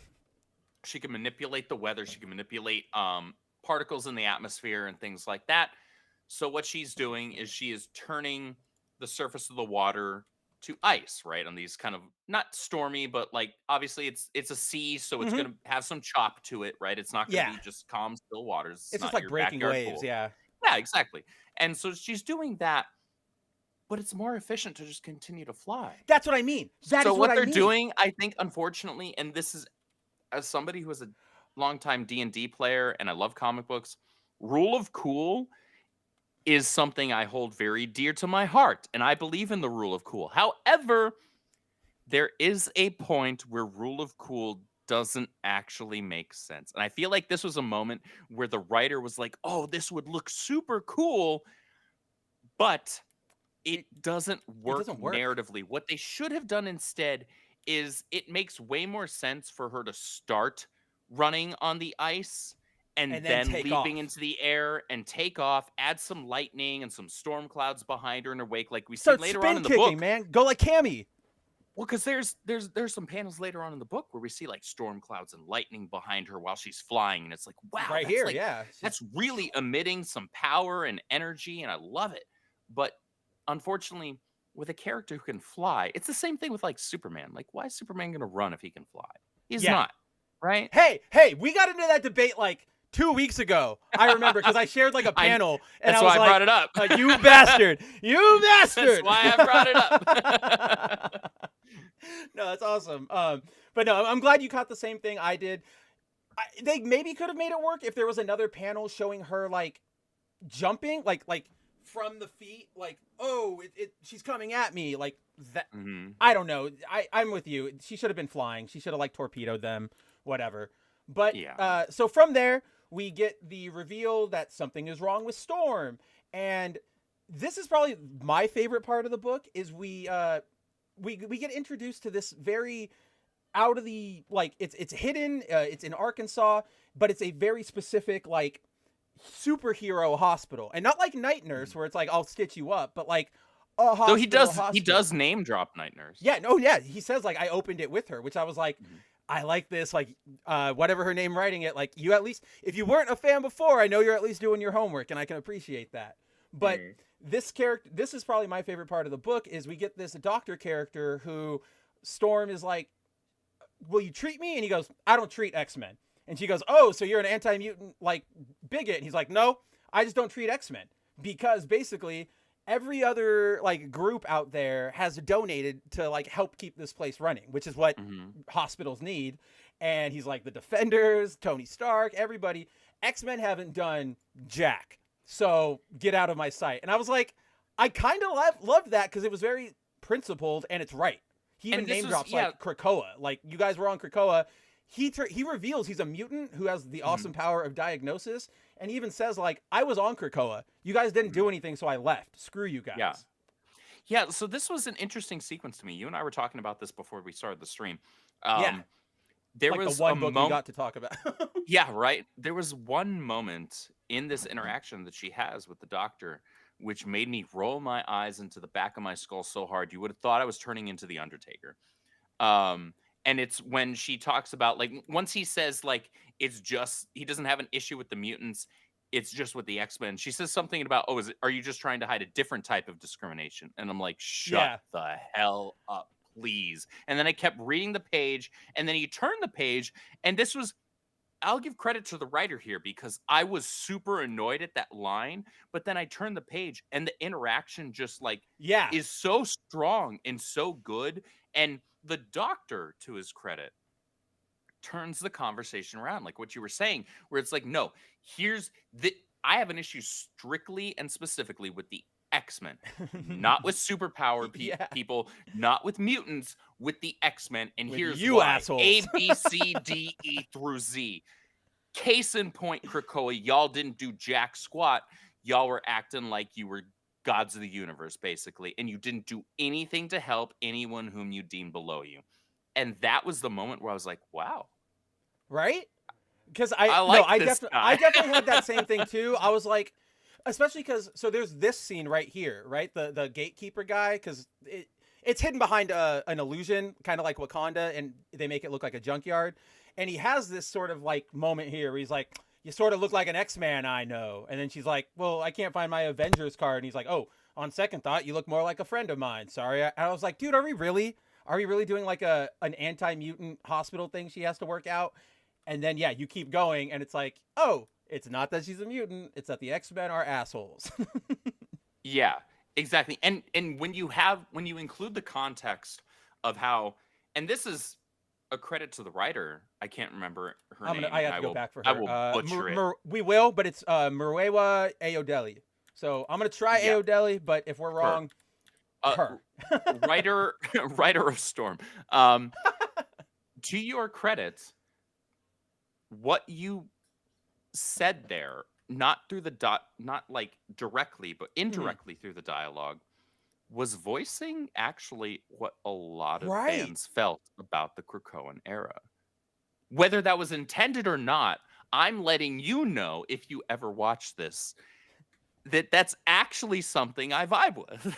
No, yeah, I agree with you. Because that was one of the issues that I had. Now, there's this interesting juxtaposition when it comes to the mutants, because on one far end of the spectrum, you have Jed McKay and Ellie Ewing and, the writers of X Factor and all of that are currently like leaning way too hard into a story we have read 8 million times within the mutant, Marvel framework, which is, oh, mutants are oppressed, humanity hates them. Oh, let's just ignore all the times mutants have saved humanity. That's fine because we're that short memoried, right?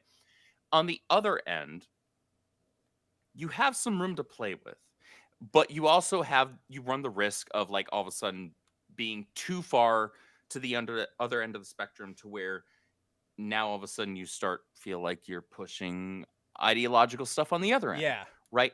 There's this really fine line to walk where you can utilize ideas from both ends while not making it the central focal point. Yeah. But still having fun with it, because it's not like, look, genuine, actual racist human beings exist, but the people who actually fit that are very, very few. Yeah, that there's framework so or few. whatever. Yeah, it's so There's small. so precious few, right? And so it's like you can play with that still being a thing. You just have to actually make it believable in that it's not going to be a super widespread thing, right? Right. So No, you I can think make that work. Yeah. And No, I think that I to agree. the writer's credit, she played with it just enough. And had that page turn not happened in the way that it did, I probably would have been annoyed for the rest of the book. I would have too, because like I said, going into the first one, that's what I was worried we were getting, because it's everything on paper. It's an activist wet dream, right? Like black woman in power, oppressed by humanity. All of that seems like, oh, I could make a great Tumblr blog about this. And that's what I was super worried about. And yeah, Aodeli is killing it, or at least maybe not killing it, but it's at least subverting my expectations in the right way, or surprising me, I guess is the right term to use. Cause I'm surprised by this. Also, there are two things I want to point out about this interaction. One, love the Force Works name drop, and I also love the fact that the doctor was like, it was a different time. You used to wear shoulder pads. I was like, I like I so you know the way that I like Storm. I like my 90s Storm. I like my big hair. I love her like chrome silver outfit with the gold and the shoulder pads and all of that. And so the second he said that, I was like, yes, you're like, talking about my Storm. My suit. So like I loved that. This is probably a nitpick, but right here where he's like, nobody's ever donated to the X-Men, I'm not going to help you, and then Storm gives him like her ruby. It felt like a cheap cop out's not the right word. It felt like it did almost feel cop out. It was too easy at that point, right? Well, like she didn't even barter with him or bargain with him or like. Well, that's what I was going to get at. Is he just? On an emotional level. Right? Well, like she doesn't emotionally barter with him, right? Have a conversation. So I kind of get that, because I also understand that like right now, if I were to put myself in Storm's like mindset, I just want my answers. Like I'm not here to debate whether they were good or not. Right. That's a human thing. She's dying of something. She has like 6 hours to live, according to him. Yeah, on the next page. What really bugged me though is that she just goes like, here, take it, which like, okay, fine. But the doctor just goes, all right, I'll treat you now. I'm like, dude, you don't know what that's worth. You don't even know if that's real. Like, this isn't right. Like, what are we doing here? Like, do you maybe, like, if you have a thing for, like, if you just like Storm as a hero and you want to help her, tell me that. But, like, just taking the ruby and being like, yeah, this will cover it. I don't know. I don't know gems, but it doesn't It was feel a Deus Ex Machina wrapped in a MacGuffin, is what it was. Yes. I can definitely agree with that. But, past the doctor, he tells Storm, I can't help you. You have about 6 hours to live, but I'm going to give you a referral to somebody who can help you. And then, here's the suit you were talking about, her new Avengers suit, which is, it's fantastic. That black and gold suit. Here's the thing.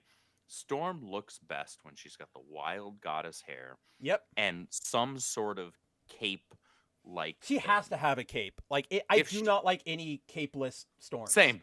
Like, capeless Storm does not work. To me, like Storm exudes like massive African goddess energy, for lack of a better term.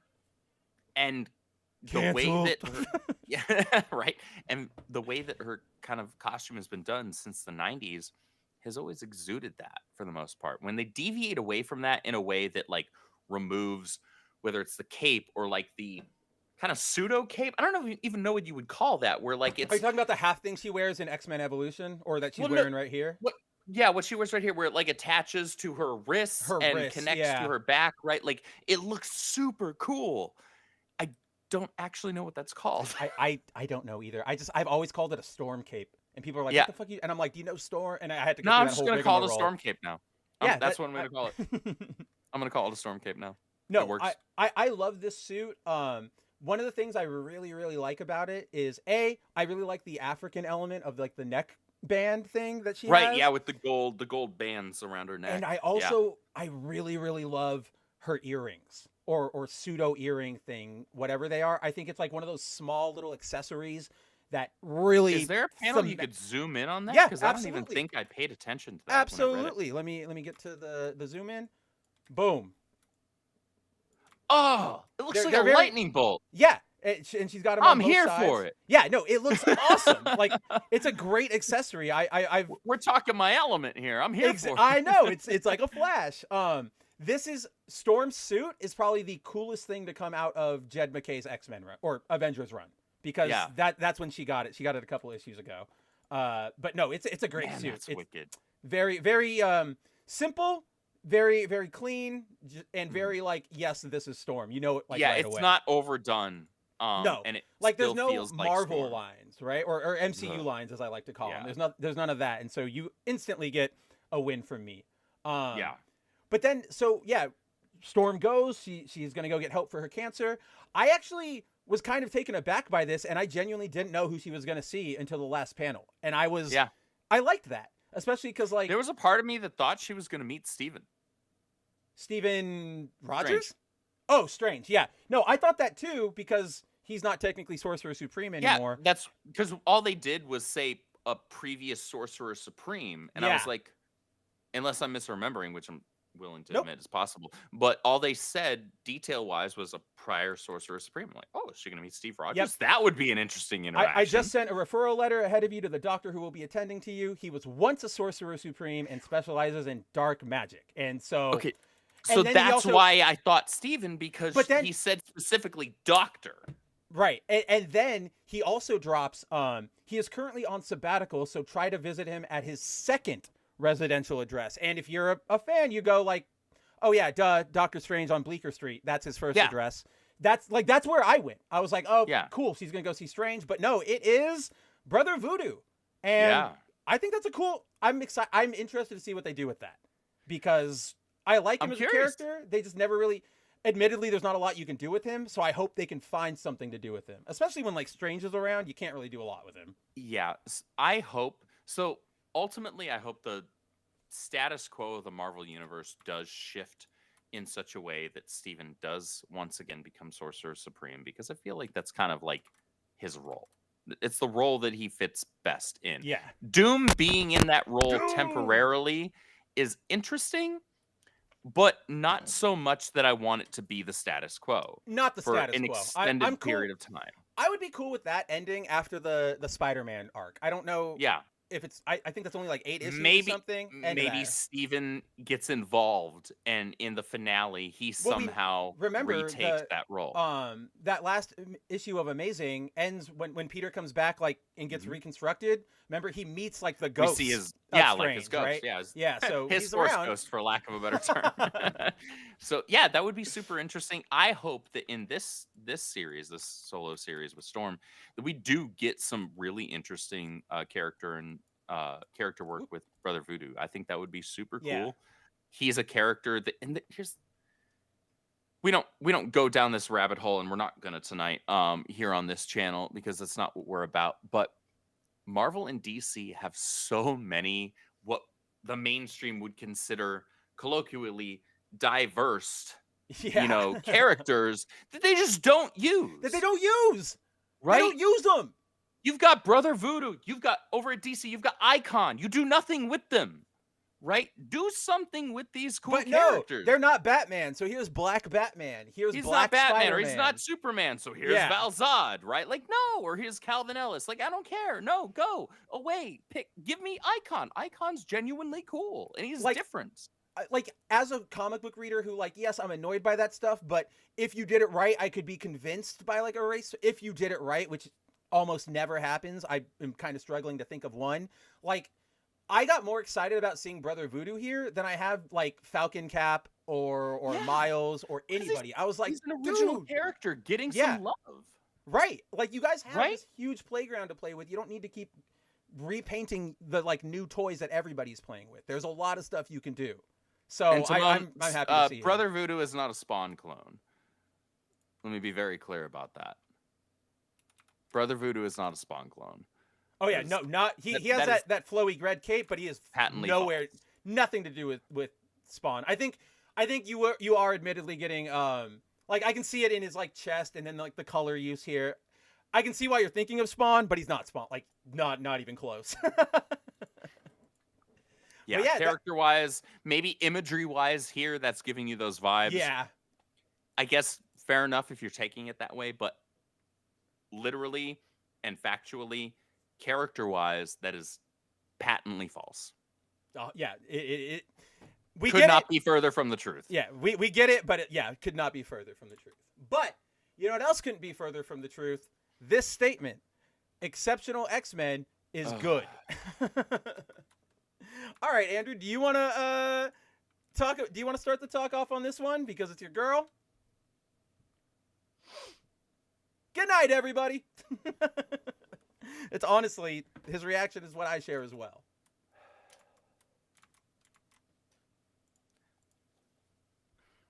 But Emma's back. Aren't you excited to see Emma?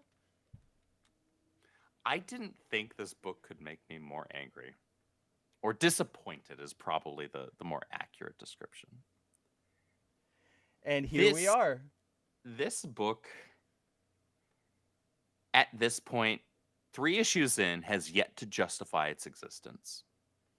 As being a part of, like, the main 3 I know X books. Like, reading this book, I was like, where is Jed Midkay's next issue of X-Men? Because where's Dazzler? Like, where's the next Dazzler? I'll read that. Okay, so maybe that's a toss-up actually at that point. I know. That's why I brought it up. The only stuff in this book that has any value whatsoever is anything that comes out of Emma's mouth. I know. Because, and this is what probably pisses me off the most about this book, because the tone that I read and hear Emma's lines in, coming from Kelly Thompson, or no, not Kelly, Al Ewing. Eve. No, this is Eve. Eve Al's the one we like. Eve's the one that we're cautious on. Too many, you know what? Y'all need to stop sharing the same last names. And they're not even related. They're not even remotely. Certainly not in talent. No. Her lines land perfectly. That is probably the biggest compliment I could give this book, is that she understands how to write Emma so well. And here's the thing, pardon my French, it's because Emma's acting like a total bitch. I know! It's great! I kind of miss it. And it works. It really works. You can ride a line with Emma between being a bit of a high society twat, because that's what she was raised in. That is what right? she is. She's the white queen. That's part of who she is. That's formative to her, while also taking into account a lot of the character development that she's had over the decades. That she has had, yes. So you can't just go super hard into one or the other. You do have to balance them to write her properly at this point. And I think you're right. Like, I think Eve is good at balance. Like, she's a good Emma writer. It's just, this is not, everybody. The rest of everything else is awful. Everything else sucks. I don't care about Kitty. No. At this point, and I've never disliked Kitty Pryde. I've just never been a Kitty Pryde fan, right? I've liked her insofar as her interactions with the rest of the team. Right. I loved her in her relationship with Colossus. Like, she was a cool character, but I was never like, oh, I'm a big Kitty Pryde fan, right? I'm always rooting for Catherine Pryde. No, I don't like. I like her as part of the team, but otherwise, like, I don't want a book that's focused on her. I really don't. And I certainly don't want a book that's focused on her like this, which is horrible. It's so bad. I don't care about her. I don't care about her roommate. I don't care about the kids that she's like helping out for the most part, especially in this issue. Like last issue, I was like, okay, so I don't care about Kitty, but these like younger mutant kids that she's like maybe trying to help, I'm kind of like, okay, I kind of feel bad for you. Like I Right. want you guys to like have a better shake, right? In this issue, I completely lost any of that. I was like, okay, so I care about I Emma lost and I it. care about the corgi that Well, yeah. Kitty and her roommate have. I will admit, because like you remember when we went through that last issue, I liked what's her name, Melee, like the Asian girl. I was like, Yeah. I'm interested in her. Let's see what happens. After this issue, I don't care about anybody, but I actually ended up liking the green dude, Axo or whatever his name is, just because he's the most like grounded of them all. He's Personality not really, like, wise, yeah, he has the Yeah, most yeah. grounded personality, and he has an interesting ability. Melee, to her credit, I feel like that's a wasted opportunity because you had an opportunity here to have Kitty in an extremely organic mentorship role right. with him with her specifically, because Let's they hope, both yeah. have a very similar power, right? They Right. can I mean, we saw phase that through last things. issue where Yeah. she got stuck So and so Kitty was lean like, into that. breathe, and yeah. Lean into that, but instead we get freaking, oh hey, shouldn't we also announce our pronouns? I know. And then just like and to me, like that wasn't even the main thing. That No. was just kind of like the final straw. Whereas like, so on top of just bad writing of Kitty, no reason to really care about most of these other new characters. You're adding that on top of it. I'm just like, I wasn't even mad. I was just like, I don't care Right. now. Like, I don't, so you're not giving me a reason to care. Like every single time Emma opened her mouth, I was like, wow, I was Eve Ewing enraptured. can Yeah. write Emma because she's being a total twat. But that's everything it. else, I know. I'm right there So with all you. that really tells me, because here's the thing. Writers write what they know. I So know. maybe Eve Ewing just knows how to be a total twat. maybe she's a high society. We should look into her background. Maybe. I will admit there was one. This is sort of an aside, but it's about Emma. And because you said that bit about like you got to recognize her character growth, even if you want to portray her as being the antagonist. Yeah. I don't remember where it is exactly, but there is. It's right here. Where they're all meeting, and the little bronze girl, she's like, you know how to train mutants and like to control our abilities, and Emma's like, I'm the very best, and Kitty's like, she is very good. I was like, even Kitty had to admit that. Like, I liked that. You Like, have to. right, You but actually have to, because for a very long period of time in Marvel 616 continuity, Emma Frost was the head of the Xavier Institute, right? She Right. was the head of that school. but And sort of, it was because it wasn't from some coup. It was because she was genuinely a strong leader. Yes, Teacher, yeah. she's a bit of a bitch. but sometimes but- you need that. Sometimes you do need a strong hand. She's a strong leader, and she's extremely powerful, and she does understand how to bring the most out. That's the most important bit there. She Yes. understands how to bring the most out of a young mutant and help them understand and come to terms with their powers, because she lived through that herself, and she had to work through it herself. Yeah. No. Anybody agree. that read the, what was it, early 2000s Emma Frost solo series?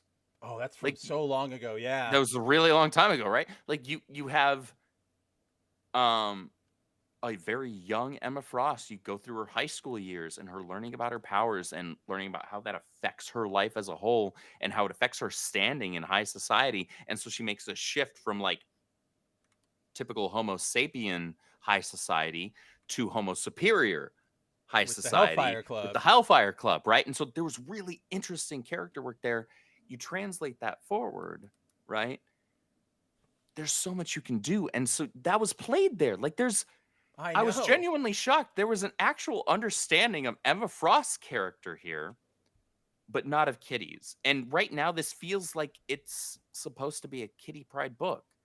And it's annoying because I don't like how she's being written in this book. No, she's at being. all. She's being just written- super obnoxious. She's being written, yes, exactly. Obnoxious. I was going to say petulant. One of the probably the best line. One of that was not from Emma in this book, because again, Emma is amazing in this issue. But it's right here where her roommate is actually the one to like slap sense into her, because she's like, "I didn't want to go back to any of this. I didn't want to be a mutant." And her roommate's like, "But guess the fuck what? You're the you lived it. What are the kids gonna do? Are you really just gonna like run away from this responsibility?" And then Kitty's like, "Oh, okay." So I was like, finally somebody like slapped some sense into her, even if it was her roommate, because duh. The other thing I noticed, so what Andrew was talking about a second ago is this scene right here. They all the mutants team and Kitty get together and they're gonna have like a training day, and they start like Kitty's like, "Okay, first let's introduce ourselves. Tell me your power, a goal, and anything else." And then That's all you needed to leave it at too. I know. Then the little young girl, she says, "Shouldn't we also say our pronouns?" Which like, I'm sort of torn on it. Okay, obviously it's dumb and it's annoying. I kind of get it, because like if this were real life, I could see a younger kid doing that, because that's unfortunately what they're being A taught. Gen Z person in the real world at this point would probably do that. That's what I mean. So like that, I go, okay, I get that, but it doesn't feel natural, right? Obviously it doesn't feel natural. Even here, I was just like, you're trying a little too hard. You didn't need to do this. Even if it makes sense narratively, it doesn't land. It is clearly you trying too hard to virtue signal. And sort of the thing that really sold that fact to me, because like I got to that point, I was like, eye roll, whatever. Okay, they're going to introduce themselves. And I was like, this is interesting. Like I get to know a little bit about them, da da da da da da.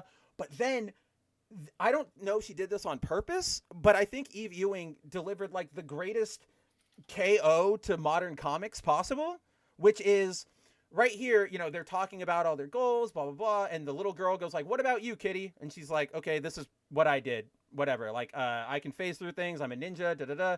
Melee asks like, "And you started off like this, sitting in a circle talking about your feelings?" And Kitty goes, "Well, it was a little more hands-on." And it goes back to her first appearance where she goes into the danger room and has a fight. And like that to me is like, you have modern comics right here, which is like, we have to sit down and have a literal, like, we have to talk about our feelings and our first pronouns. Day of class, right? Like first day of class bullshit, when back in the day you would throw them into action and let them develop there, so that at least there's something for us to focus on. Like, this is fucking boring. I want to see that danger room fight, but no, we don't get any of that. We just get everybody in this dance studio sitting around. It's so annoying. This is the book where nothing happens, and that's why it's so frustrating to me. Even more than mid-Ks. Even more than mid-Ks. Even more than mid-Ks, because last week, Jed Mid-K's X-Men, was that number 8 or number 7 that we had last week? 7. One of them. 7? 7. Okay. We had that super interesting interaction between Scott and Magneto, right? Yeah. It really carried the whole book. You do have an actual organic opportunity in Exceptional X-Men to kind of like counterbalance and contrast the ideologies and the methodologies between Kitty, who has served under Emma's leadership and Xavier's leadership and Scott's leadership. And technically, remember, she was on the Quiet Council at the end. Like, she came into her own as a leader. Yeah. And you have that as well. I try to forget about a lot of the Krakoan era. There's some okay stuff that comes out. It's not all completely throwaway. Just a lot of it is. A lot of it is. But then you have Emma, right, who comes from a completely different place, where she has been under Xavier, but she's also been top boss, right? She's been top biche. Yeah. Head of the academy, and she lists off all of her accolades, and those are accolades that she where earned. was that page?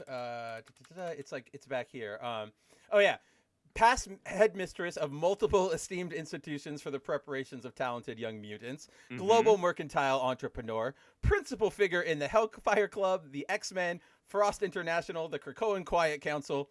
Catherine never mentioned me. Shame. Like, even hearing me say her words right there, you would probably be like, "Oh, are you doing an Emma?" Because yeah, you're doing an Emma. Like, And the thing is, like, that sounds like you're just being kind of like a snobby biche, but she did work for and earn all of that. It's Like, sort of like the way I always view it, and this is very outdated nowadays, but so back in, let's say a decade ago, when Kanye was still not a crazy person and everybody liked his music, right? You had a mhm, lot of people going like, that dude is insane. Fuck it. Like, why is, like, he's so annoying. He's going out here. He's always talking about I'm the greatest or whatever. And I would always go mhm. like, it's annoying. He's got an ego, but can you really argue against it? Like, the man is very talented. He's very good at what he does, Right. And so I'm like, right? you can dislike him, but you can't change the fact that he's good. And I feel like that's what it is That's with one of Emma. those It's like that's you one don't of have those to things like where her, but two things can she's be true damn at good. once, right? You Right. don't have to like their personality, but that doesn't mean you should just discount their talent and Exactly. just discount Exactly. their accolades. And Emma Frost has those accolades in spades, arguably more than most other mutants. I mean, okay, let's be real here. So Emma isn't 2024 modern day um female where she literally has stones, but you have to have stones to threaten to melt Charles Xavier's mind. Yeah. Like you don't do that unless you were 100% confident that you can do that. Do you know the defining Emma sort of artwork for me that really is like the one panel that you can kind of glimpse everything about her Mhm. is, and it's during, admittedly the surrounding like setting is kind of like whatever, but it's when Jean finds out that Scott's been cheating on her in like the Oh, psychic realm, yep, and I know what you're talking Emma's about. got this like smile, and she's like fading out of Jean into her, and I'm like, that is a cold, calculating biche. Like, Mhm. yeah, that's Emma. Like that's Emma to me. I'm going to contrast you here actually Hit with me. that cuz that is a part of her for sure. However, in contrast, I raise you the moment where she um looks into Peter's mind and she's Peter. Peter Parker Oh yeah. Okay. and she sees his past and everything that he's been through and she has this like, oh my god moment. You poor thing. You have Yes. been through so much. And all of a sudden you see just this like ridiculous amount of empathy from her of like, you have not this like, you know, infantilizing, patronizing, oh, you poor thing type of thing. Like a genuine, sincere, oh my God. Like Right. looking at what he has gone through and what he has shouldered through his entire life and his entire career. And she has that moment of realization. For me, that was a really strong character growth moment for Emma of like this, like she's cold. There's no question Right. about that. And she's calculating, but it's not like she's completely devoid of a heart. Oh no. Like Peter is outside of her direct influence and outside of her direct like responsibility, and therefore the way that I look at it is when it comes to people who are under her direct influence and responsibility, she feels this need to, and this is probably a thing that she needs to grow out of. Certainly, I think. This need to control and this need to manipulate down a path where she feels is very much in the way some parents can be, and it doesn't necessarily come from a bad place, even if the methodology is incorrect. It's a matter of like, I feel like this is the safest, most healthy path for you that's going to result in your success, right? In your growth. right. And maybe she's incorrect about that. But when it comes to somebody that's completely removed from her responsibility, like Peter, and she has that moment, she goes into his mind and she sees everything that he's been through. And she has that organic, that genuine, sincere, empathetic moment of, holy crap, this poor kid. You were just a child. Like, I think that's even I like think one of that's her. probably what gets Whoa, her. she Yeah. even says you were just a child. Well, I mean, like we see And that you can empathy tell and it care. breaks Yeah. her heart, Well, I mean, like right? look at that whole period, or not that period, but her entire thing about being the headmistress of all these different, Xavier School, Jean Grey School, Krakoa School, whatever. Like, she does that. That's sort of like the duality here. It's like, I think that this external Emma here, like, this is Emma, like, active. Like, this is like, she's cold, she's calculating, she knows if she wants something, she's gonna get it. She's playing chess. Right. She's Emma. That's a really good way to put it. And I think the thing that is behind that is that, as we saw in that miniseries, like, she had a crappy childhood of her own. She genuinely probably wants them all to, like you said, she wants them all to have a better future, even if she goes about it maybe in the harsher way. But that's just the way she knows, right? Like, that's how she's raised. That's what the Hellfire Club did, and it gets results. So that's what she's going to keep doing. Yeah. We talked about more character stuff and character growth here than this book has than the actual freaking book did. I know. Like, this book continues to be my biggest frustration. So I guess that leads to before we close out the talking about this, I wanted to point out one thing, because you were talking about this earlier, where it's I love her outfit there, by the way. Oh yeah, her outfit looks all of her fantastic. looks were pretty damn great in this issue. But you were talking earlier about, like, how do you not know the X-Men, blah, blah, blah, right? And it's like, at the very end here, Iceman shows up. I don't know why I said it like that. That was weird. But all three of the kids are like, who is that? And I'm like, how do you not know who Iceman He's a fucking founding X-Man. Like, yeah, I get like, he's one of the first. He's part of the OG team. Like, this is what like are you not talking knowing the about Beatles, right? Like, Right? this is... Who the hell's that guy? It's Paul McCartney. It's like, Paul what- McCartney.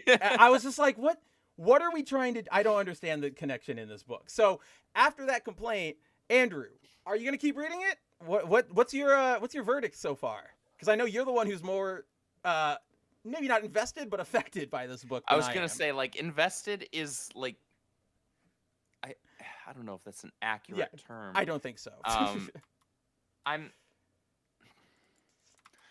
I'm the one who wants to care about and be invested in this book more than probably most, because she's here. Emma Frost is one of my all-time favorite X-Men characters.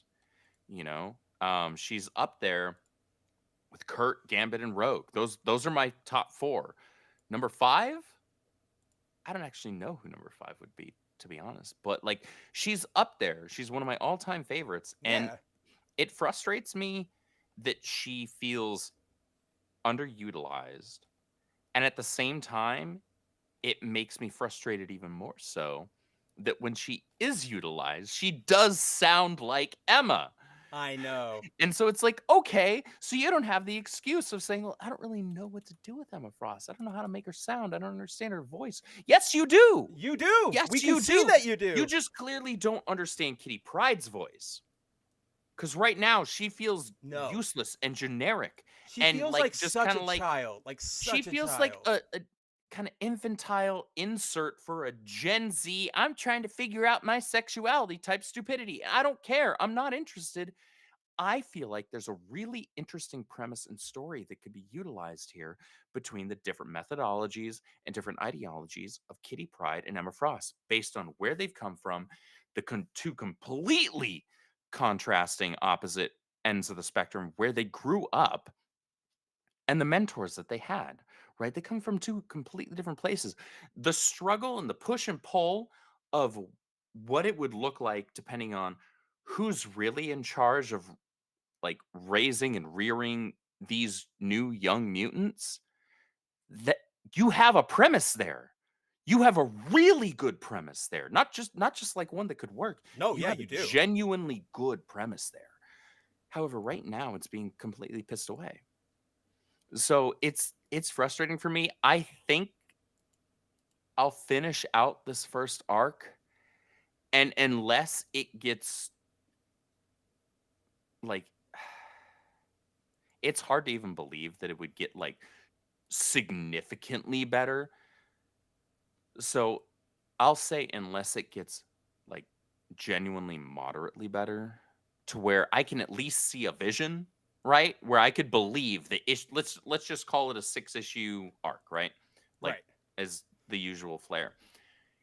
Unless I can see something really interesting coming with issue 7, That's we're out. I think I'm dropping it, and that's hard for me to say because I know Emma it is. doesn't. I can hear it in your voice. Emma doesn't get much love at this point. Just give Emma her own freaking series instead, and I'll read that alongside Jeans and Psylocke, which was shockingly So good. good.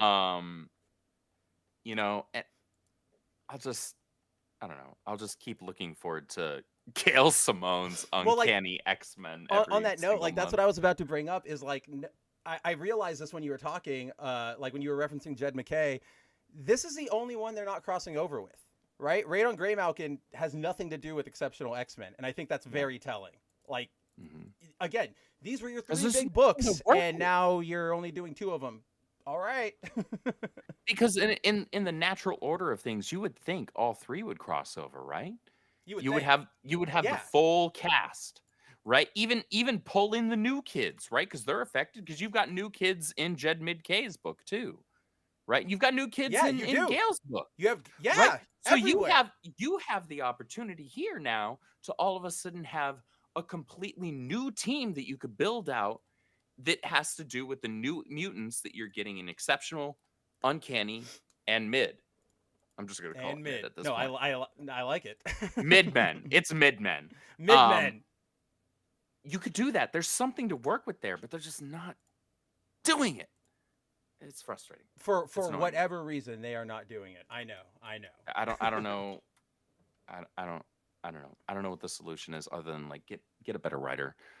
Like get somebody that not only understands Emma Frost, but understands like the premise that's being set forth here.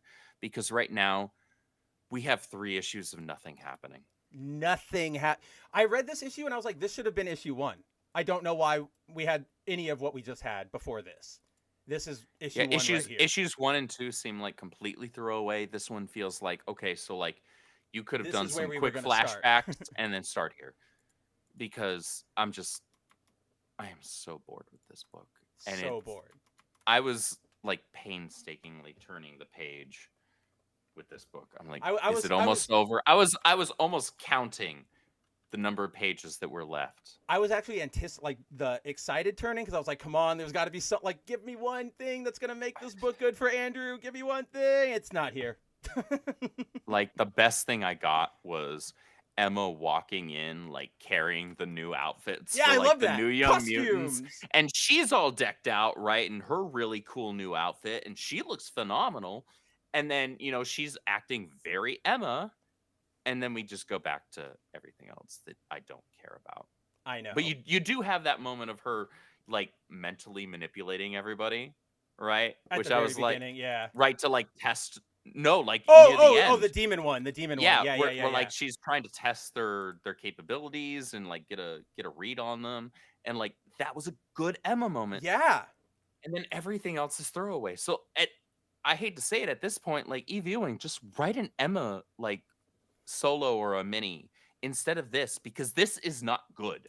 This is not good. No, this is in fact, it's not just so Jed Mid-K's Mid-Men is not good. This is just bad. Yeah, no, I can actually, I agree with that. Bad versus meh. Like, I don't get angry reading Jed Mid-K's X-Men. I get kind of like, man, like you got some ideas here. Like play off some of those. Like lean more into this or lean more into that. Like stop hammering in on the same stuff that X-Men fans have read 85 times. Same stuff. Right? Just give us anything. But there's nothing like particularly egregious in his run either. That's what makes it annoying. So it's just kind of like it just sits here. Just it's there. Like, right. It's there. You finished your golf course tournament at par. Right? Like at best. Right? Whereas 100%. Ewing here has just been bogey after bogey. And I'm over it. Good. I'm so over it. I will finish out this first arc, and if issue 6 doesn't give me genuinely reasonable call for believing that the next arc will have something really interesting and worth reading, I'm good. And I hate to say that because Emma doesn't get much love or attention. At this point, I'll just freaking read Invincible Iron Man Yes, you should. But also, like, at some point, you know that this book will probably end, or it'll probably get canceled, and then they'll throw Emma somewhere. We'll see her in a better place soon.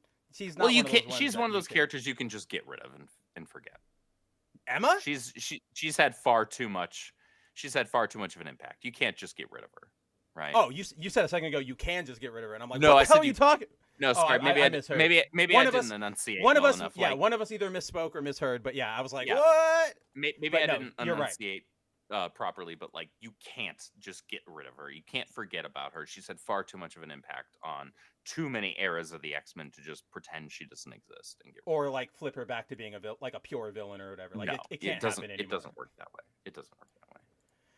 All right, let's so, end on a high note, You real want to quick. end on a high note? All right. Let's end on a high note. Let's end on a high note. So, an actual good book from this week, Ultimate Spider-Man number 11. Do we want to do a plot rundown, or do you just want to hit the things that you really liked or didn't like about it? I want to you know what? You do the quick rundown. All right. I'll start after that with the things that I liked. Sounds good. So we pick back up. Peter is still trying to be a hero, still trying to figure out his way with Harry. We open on a pretty good scene where Peter is supposed to be patrolling with Harry. Harry doesn't show up. We get this hilarious moment where Pete calls Dr. Octopus, even though he doesn't really want to. And again, it's great character interaction. Like I felt Peter's exasperation. I felt Otto's like annoyance from having to hear from him. It's all great stuff. So he calls to say, "Where's Harry?" Doc's like, "Oh, actually, he's right." And Peter goes, "Can't talk. Got to go stop a bank robbery."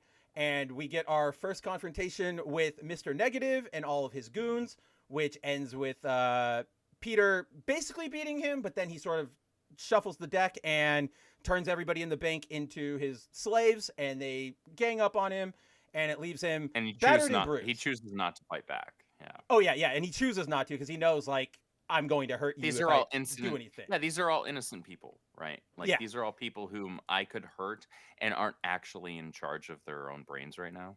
And yeah, so he recognizes that true hero fashion, eventually escapes, makes it back home, where we have another amazing like relationship moment where Peter talks about, like, you know, I know you guys are going to freak out when you see me like this.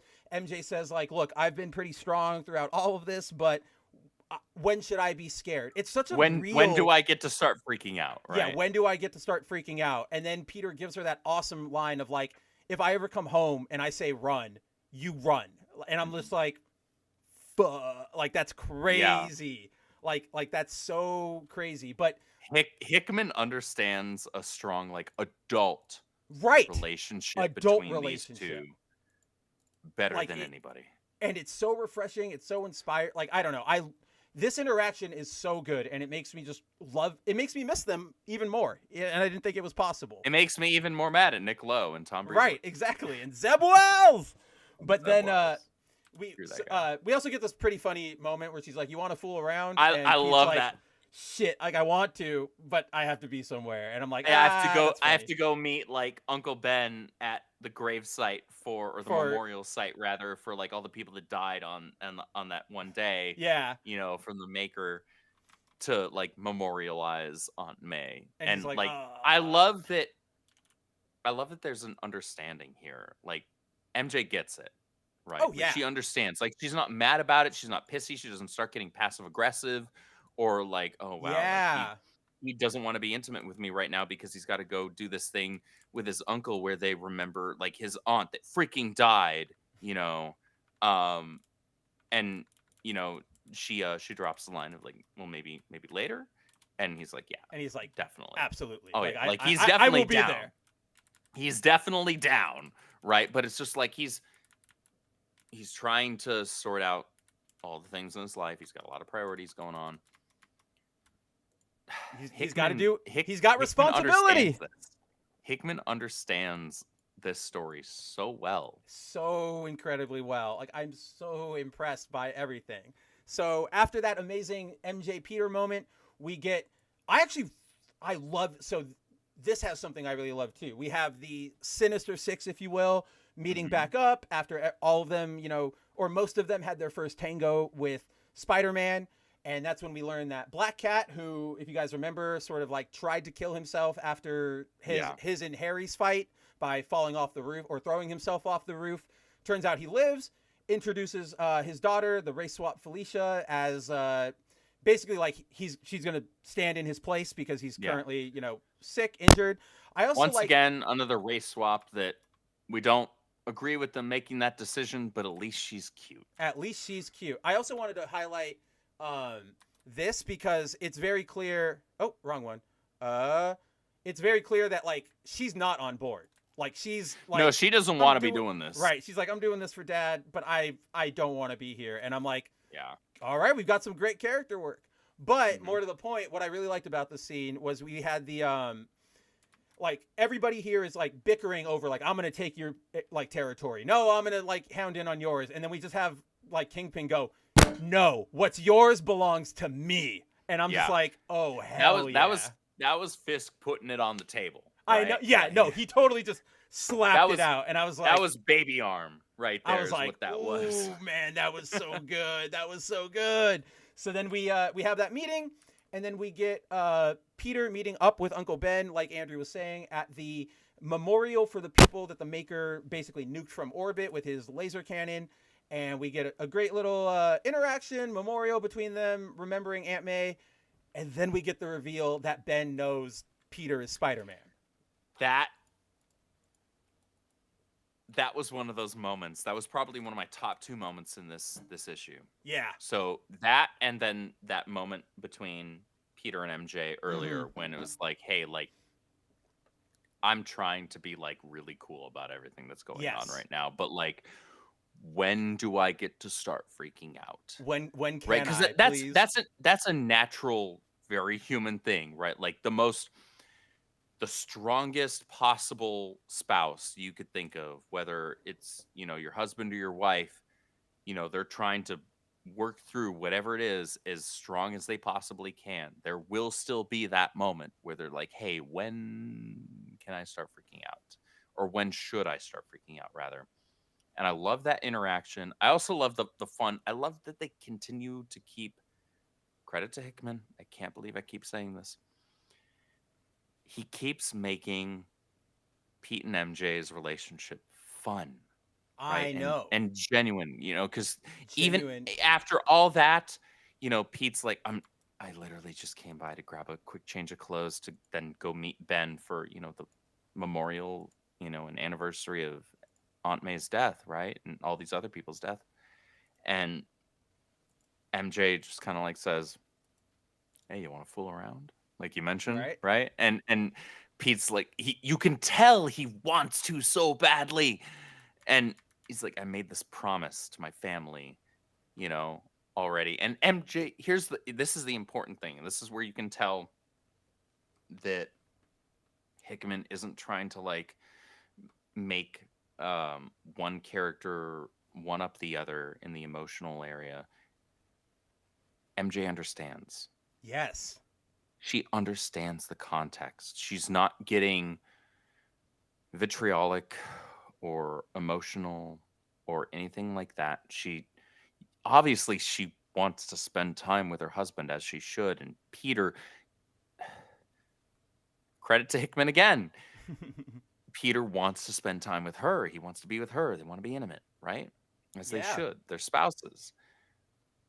But MJ understands that he has this promise and this duty, this responsibility, right? To go meet his uncle, go meet Ben. And then that leads into that moment you were just talking about where we get the reveal. Ben figured it out. And Peter doesn't even try to hide it either. He just kind of, and this is one of those interesting. I love that response from Ben because of that. Because Peter starts going like, I've been wanting, and he goes, no, don't tell me. Don't ever say it out loud again. Like, stop. And I'm like, oh, hell yeah. That's really just him letting Peter know, I know, don't talk about it, right? Yep. And I love that because his secret identity is so important. It's so crucial to him and everybody around him, right? Everybody that's closely linked to him. Yeah. And that's a super important facet of his character. This interaction was so good. It continues to shock me how good Hickman is within the framework of the Ultimate Spider-Man story. When it comes to having an issue that really has no action, and I know. it's all just character work. And he's so good at it to the point where, like, just when you think you are on that edge of like, okay, I feel like we've reached the point where it's like, I need some action. All of a sudden we get action. You get it. The pacing And is perfect. we get just enough, and then all of a sudden we get more character work. And man, so good. This book continues to be fantastic. It really does. I'm so shocked. I'm looking forward to each issue. I've yet to not look forward to. I get super excited every time. I'm like, oh hell yeah, it's an ultimate or it's a Spider-Man week. We get something good here. It's one of my 3 favorite books right now. It's one of my 3 favorite ongoings. Oh, I would definitely put it up there. In I don't know what my top 3 would be, but I know one of them would be this.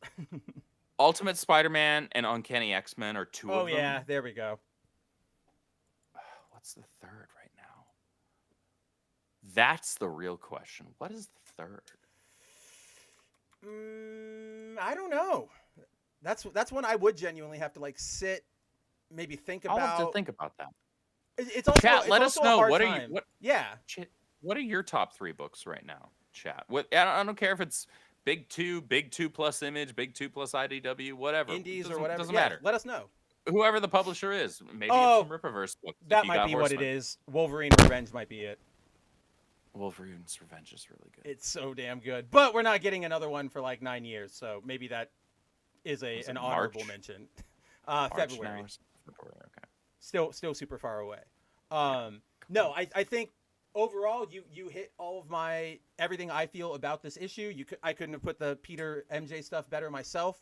I think the 2 things I want to note before we close out is, one, I don't know if you noticed this on this page or if it was intentional or an accident, whatever. This looks so much like 90s era, like Clone Saga Peter. I was just like, it's a cool little homage. Like he's getting into his Spider-Manning like era. Like, yeah, awesome. That's pretty cool. So that was just a thing I noticed. This is more.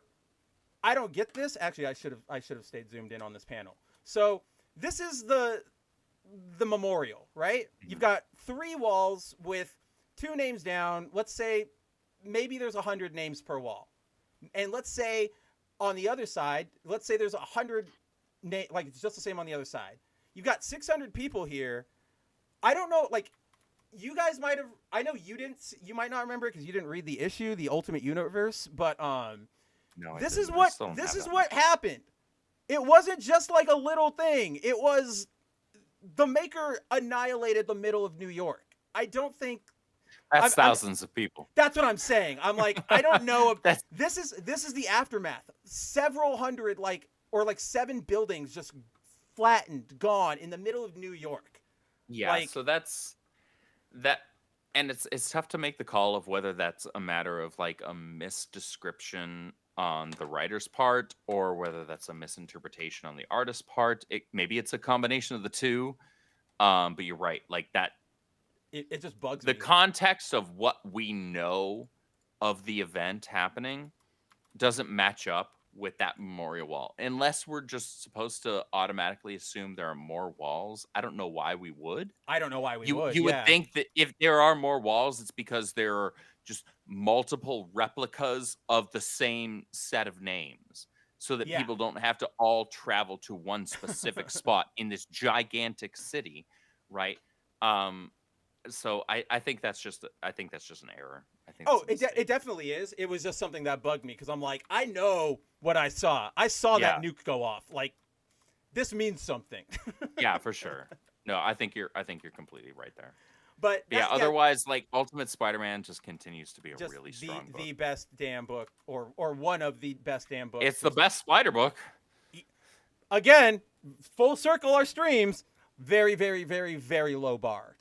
Yeah. Okay. Yeah. So we're no longer in the Zeb Wells era, but yeah. So we'll see. Yeah. We'll see where Amazing goes from here. You still gotta impress us. What's your Joe Kelly? You still gotta impress us. Yeah, But you got some work to do. but I think with that extra long episode of foil variant, I told you we were going to talk about so much exceptional. When you said, "Oh, we're just going to tap it," I was like, "Okay, you can try. I know we're not going to." I was wrong. I was wrong. Just every time I turned that page, I was like, "I know we got to talk about this." And honestly, I'll take full responsibility for that too. It was almost all me. It's not a bad thing. Right. Well, but like everybody's got other things to do. They can catch us in the VOD. That book continually disappoints me on a personal level because of how much of an Emma Frost fan I am. So it's incredibly frustrating for me. So I guess I misjudged. I don't know how, but I misjudged how much I was going to talk about, how much I was annoyed about that book. You wanted to be on your best behavior, but then once it starts flowing, it starts flowing. You can't be held responsible. It's easy to talk the talk. It's harder to walk the walk. All right. But with that, we'll probably close on out here. Andrew, you want to let everybody know what you've got going on? Yeah, guys. Thank you so much for hanging out with us. I appreciate you all for spending time with us here with our intellectually honest comic book talk for the week. You guys can find me, obviously, over on all my social media. I'm Andy Andrew or Caffeinated Wolf. I'm the creative manager and lead editor over at the Rippaverse. You can find me over on my own platforms, Caffeinated Wolf, Twitch, and YouTube, streaming solo games on Saturday afternoons, usually around 2 p.m., Sunday evenings for community streams, usually around 8 p.m. Central. Tuesday nights at 8 p.m., you can find me on World Class Bullshitters. I'm the co-host of the High Council. Saturday evenings, more often than not, you can find me over on Mary Mayhem's channel, where we do, hypothetically speaking, a lot of times we sort various fandom characters into theoretical Harry Potter houses, and that's a ton of fun, because if you know anything about Mary, anything about myself, we're huge Harry Potter fans. Mary is probably the most well-read Harry Potter fan that I know of. So I hope you guys continue to check us out over that. I don't think we're having a show this coming evening because we actually have a D&D Session 0 one-shot that we're going to be doing, which is a ton of fun, and I'm looking forward to, and that's an offline thing. Y'all aren't invited, so suck Get out of here, nerds. Yeah, freaking nerds. Aside from that, thank you so much to everybody who has supported Chuck Dixon and Joe Bennett's The Horseman when that pre-order collection was live. I'll show off the covers one more time before I toss it over to Spencer. Cover A. Oh, you got them all. Which is sold out in terms of our online inventory by Kanan White, Rippaverse art director. Cover B by Ronaldson Fier. Incredible. This one is still available, though in extremely low quantities. I think we have less than 50 remaining of our online inventory. I'm probably going to have to put a social media post out about that. This is the Will Conrad, who was the interior artist on Gooding the Polymath by Mike Barron. Foil and holographic and embossed cover. This one is also sold out. And then the retro cover D by interior artist Joe Bennett. You guys have loved our retro covers with, you got the copy going on across the cover, very reminiscent of old school comics. That one is still available. Cover D is always available on our website. If we ever reprint a cover, it's always going to be cover D. For the covers that are sold out, we may or may not have very, very limited quantities available if you come see us at conventions. I think our next convention appearance is going to be MegaCon Orlando in February. You can catch us over there. I don't know if I'm going to be there specifically yet. Catch us there. A lot of times we will have a handful of copies of those sold out covers that we don't usually have up on the shop, but we'll make like just a few available for people to come see us at conventions. So thank you so much for all of your support. Bloodruth #1 by the Saska Sisters and Michael Montanat, who was the fan art contest winner of ISOM 2. I'm so proud that we're able to give like full interior bookwork to fan art contest winners. That's so freaking cool. That book is currently live for pre-order. please check that out. If you like horror, if you like supernatural stuff, it actually has a bit of a biblical tinge to it. Check it out. We also have over on the Rip Ascend end, for a completely different audience, because Bloodruth is not for children. Jay Davids, aka Junk 3PO's Achromatic Chronicles Green, is also live for pre-order, and you can grab the reprints through Rip Ascend, Achromatic Chronicles Blue over there as well. And that is a book that is completely safe for children, for young readers.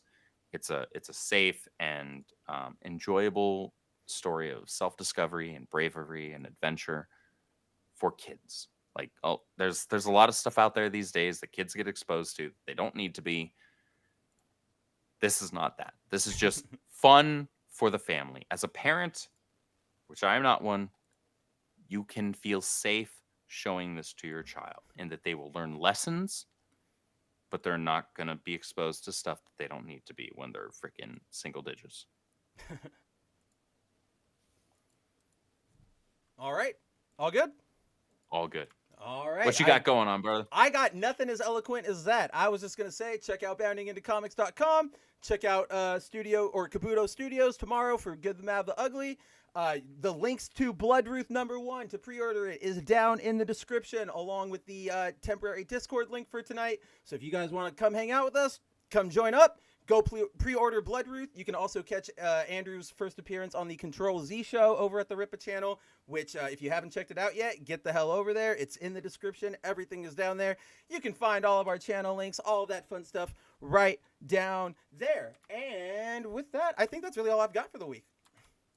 All right, guys, make sure you check out Good Mav the Ugly. Make sure you check out the Bounty and Comic streams. We appreciate y'all. Thank you so much. Every single week for hanging out with us and appreciating and entertaining some good, intellectually honest comic book talk. You guys are the best. 100%. We'll see you next week. Hit us up in Discord if you're in one of our Discords, and on social media if you got any questions, if you just want to talk comics. We're there. We'd love to talk to you. On that note, I also I don't know if you've made it to the end of the show, if you are watching specifically, but shout out to American Texan. He is a viewer of ours who has actually he's commenting on like all our videos. He watches in the post. So shout out to you, buddy, if you're watching. Thanks for your support. Hopefully we can catch you live one day. But with that, I think we are out of here. Take it easy, everyone. See you guys. Never before have we had greater face a complex, rapidly changing world. Think of it a moment. It is a world in which supersonic speeds are commonplace. It is a world that has seen the coming of the atomic bomb. It has seen the rise of the total state, the dictator, and the mass man. It is a world of new sensations, new excitements, new distractions. So much to be learned by so many in so little time. And I suppose you're here with no agenda, as per usual? On the contrary, I'm here for comics.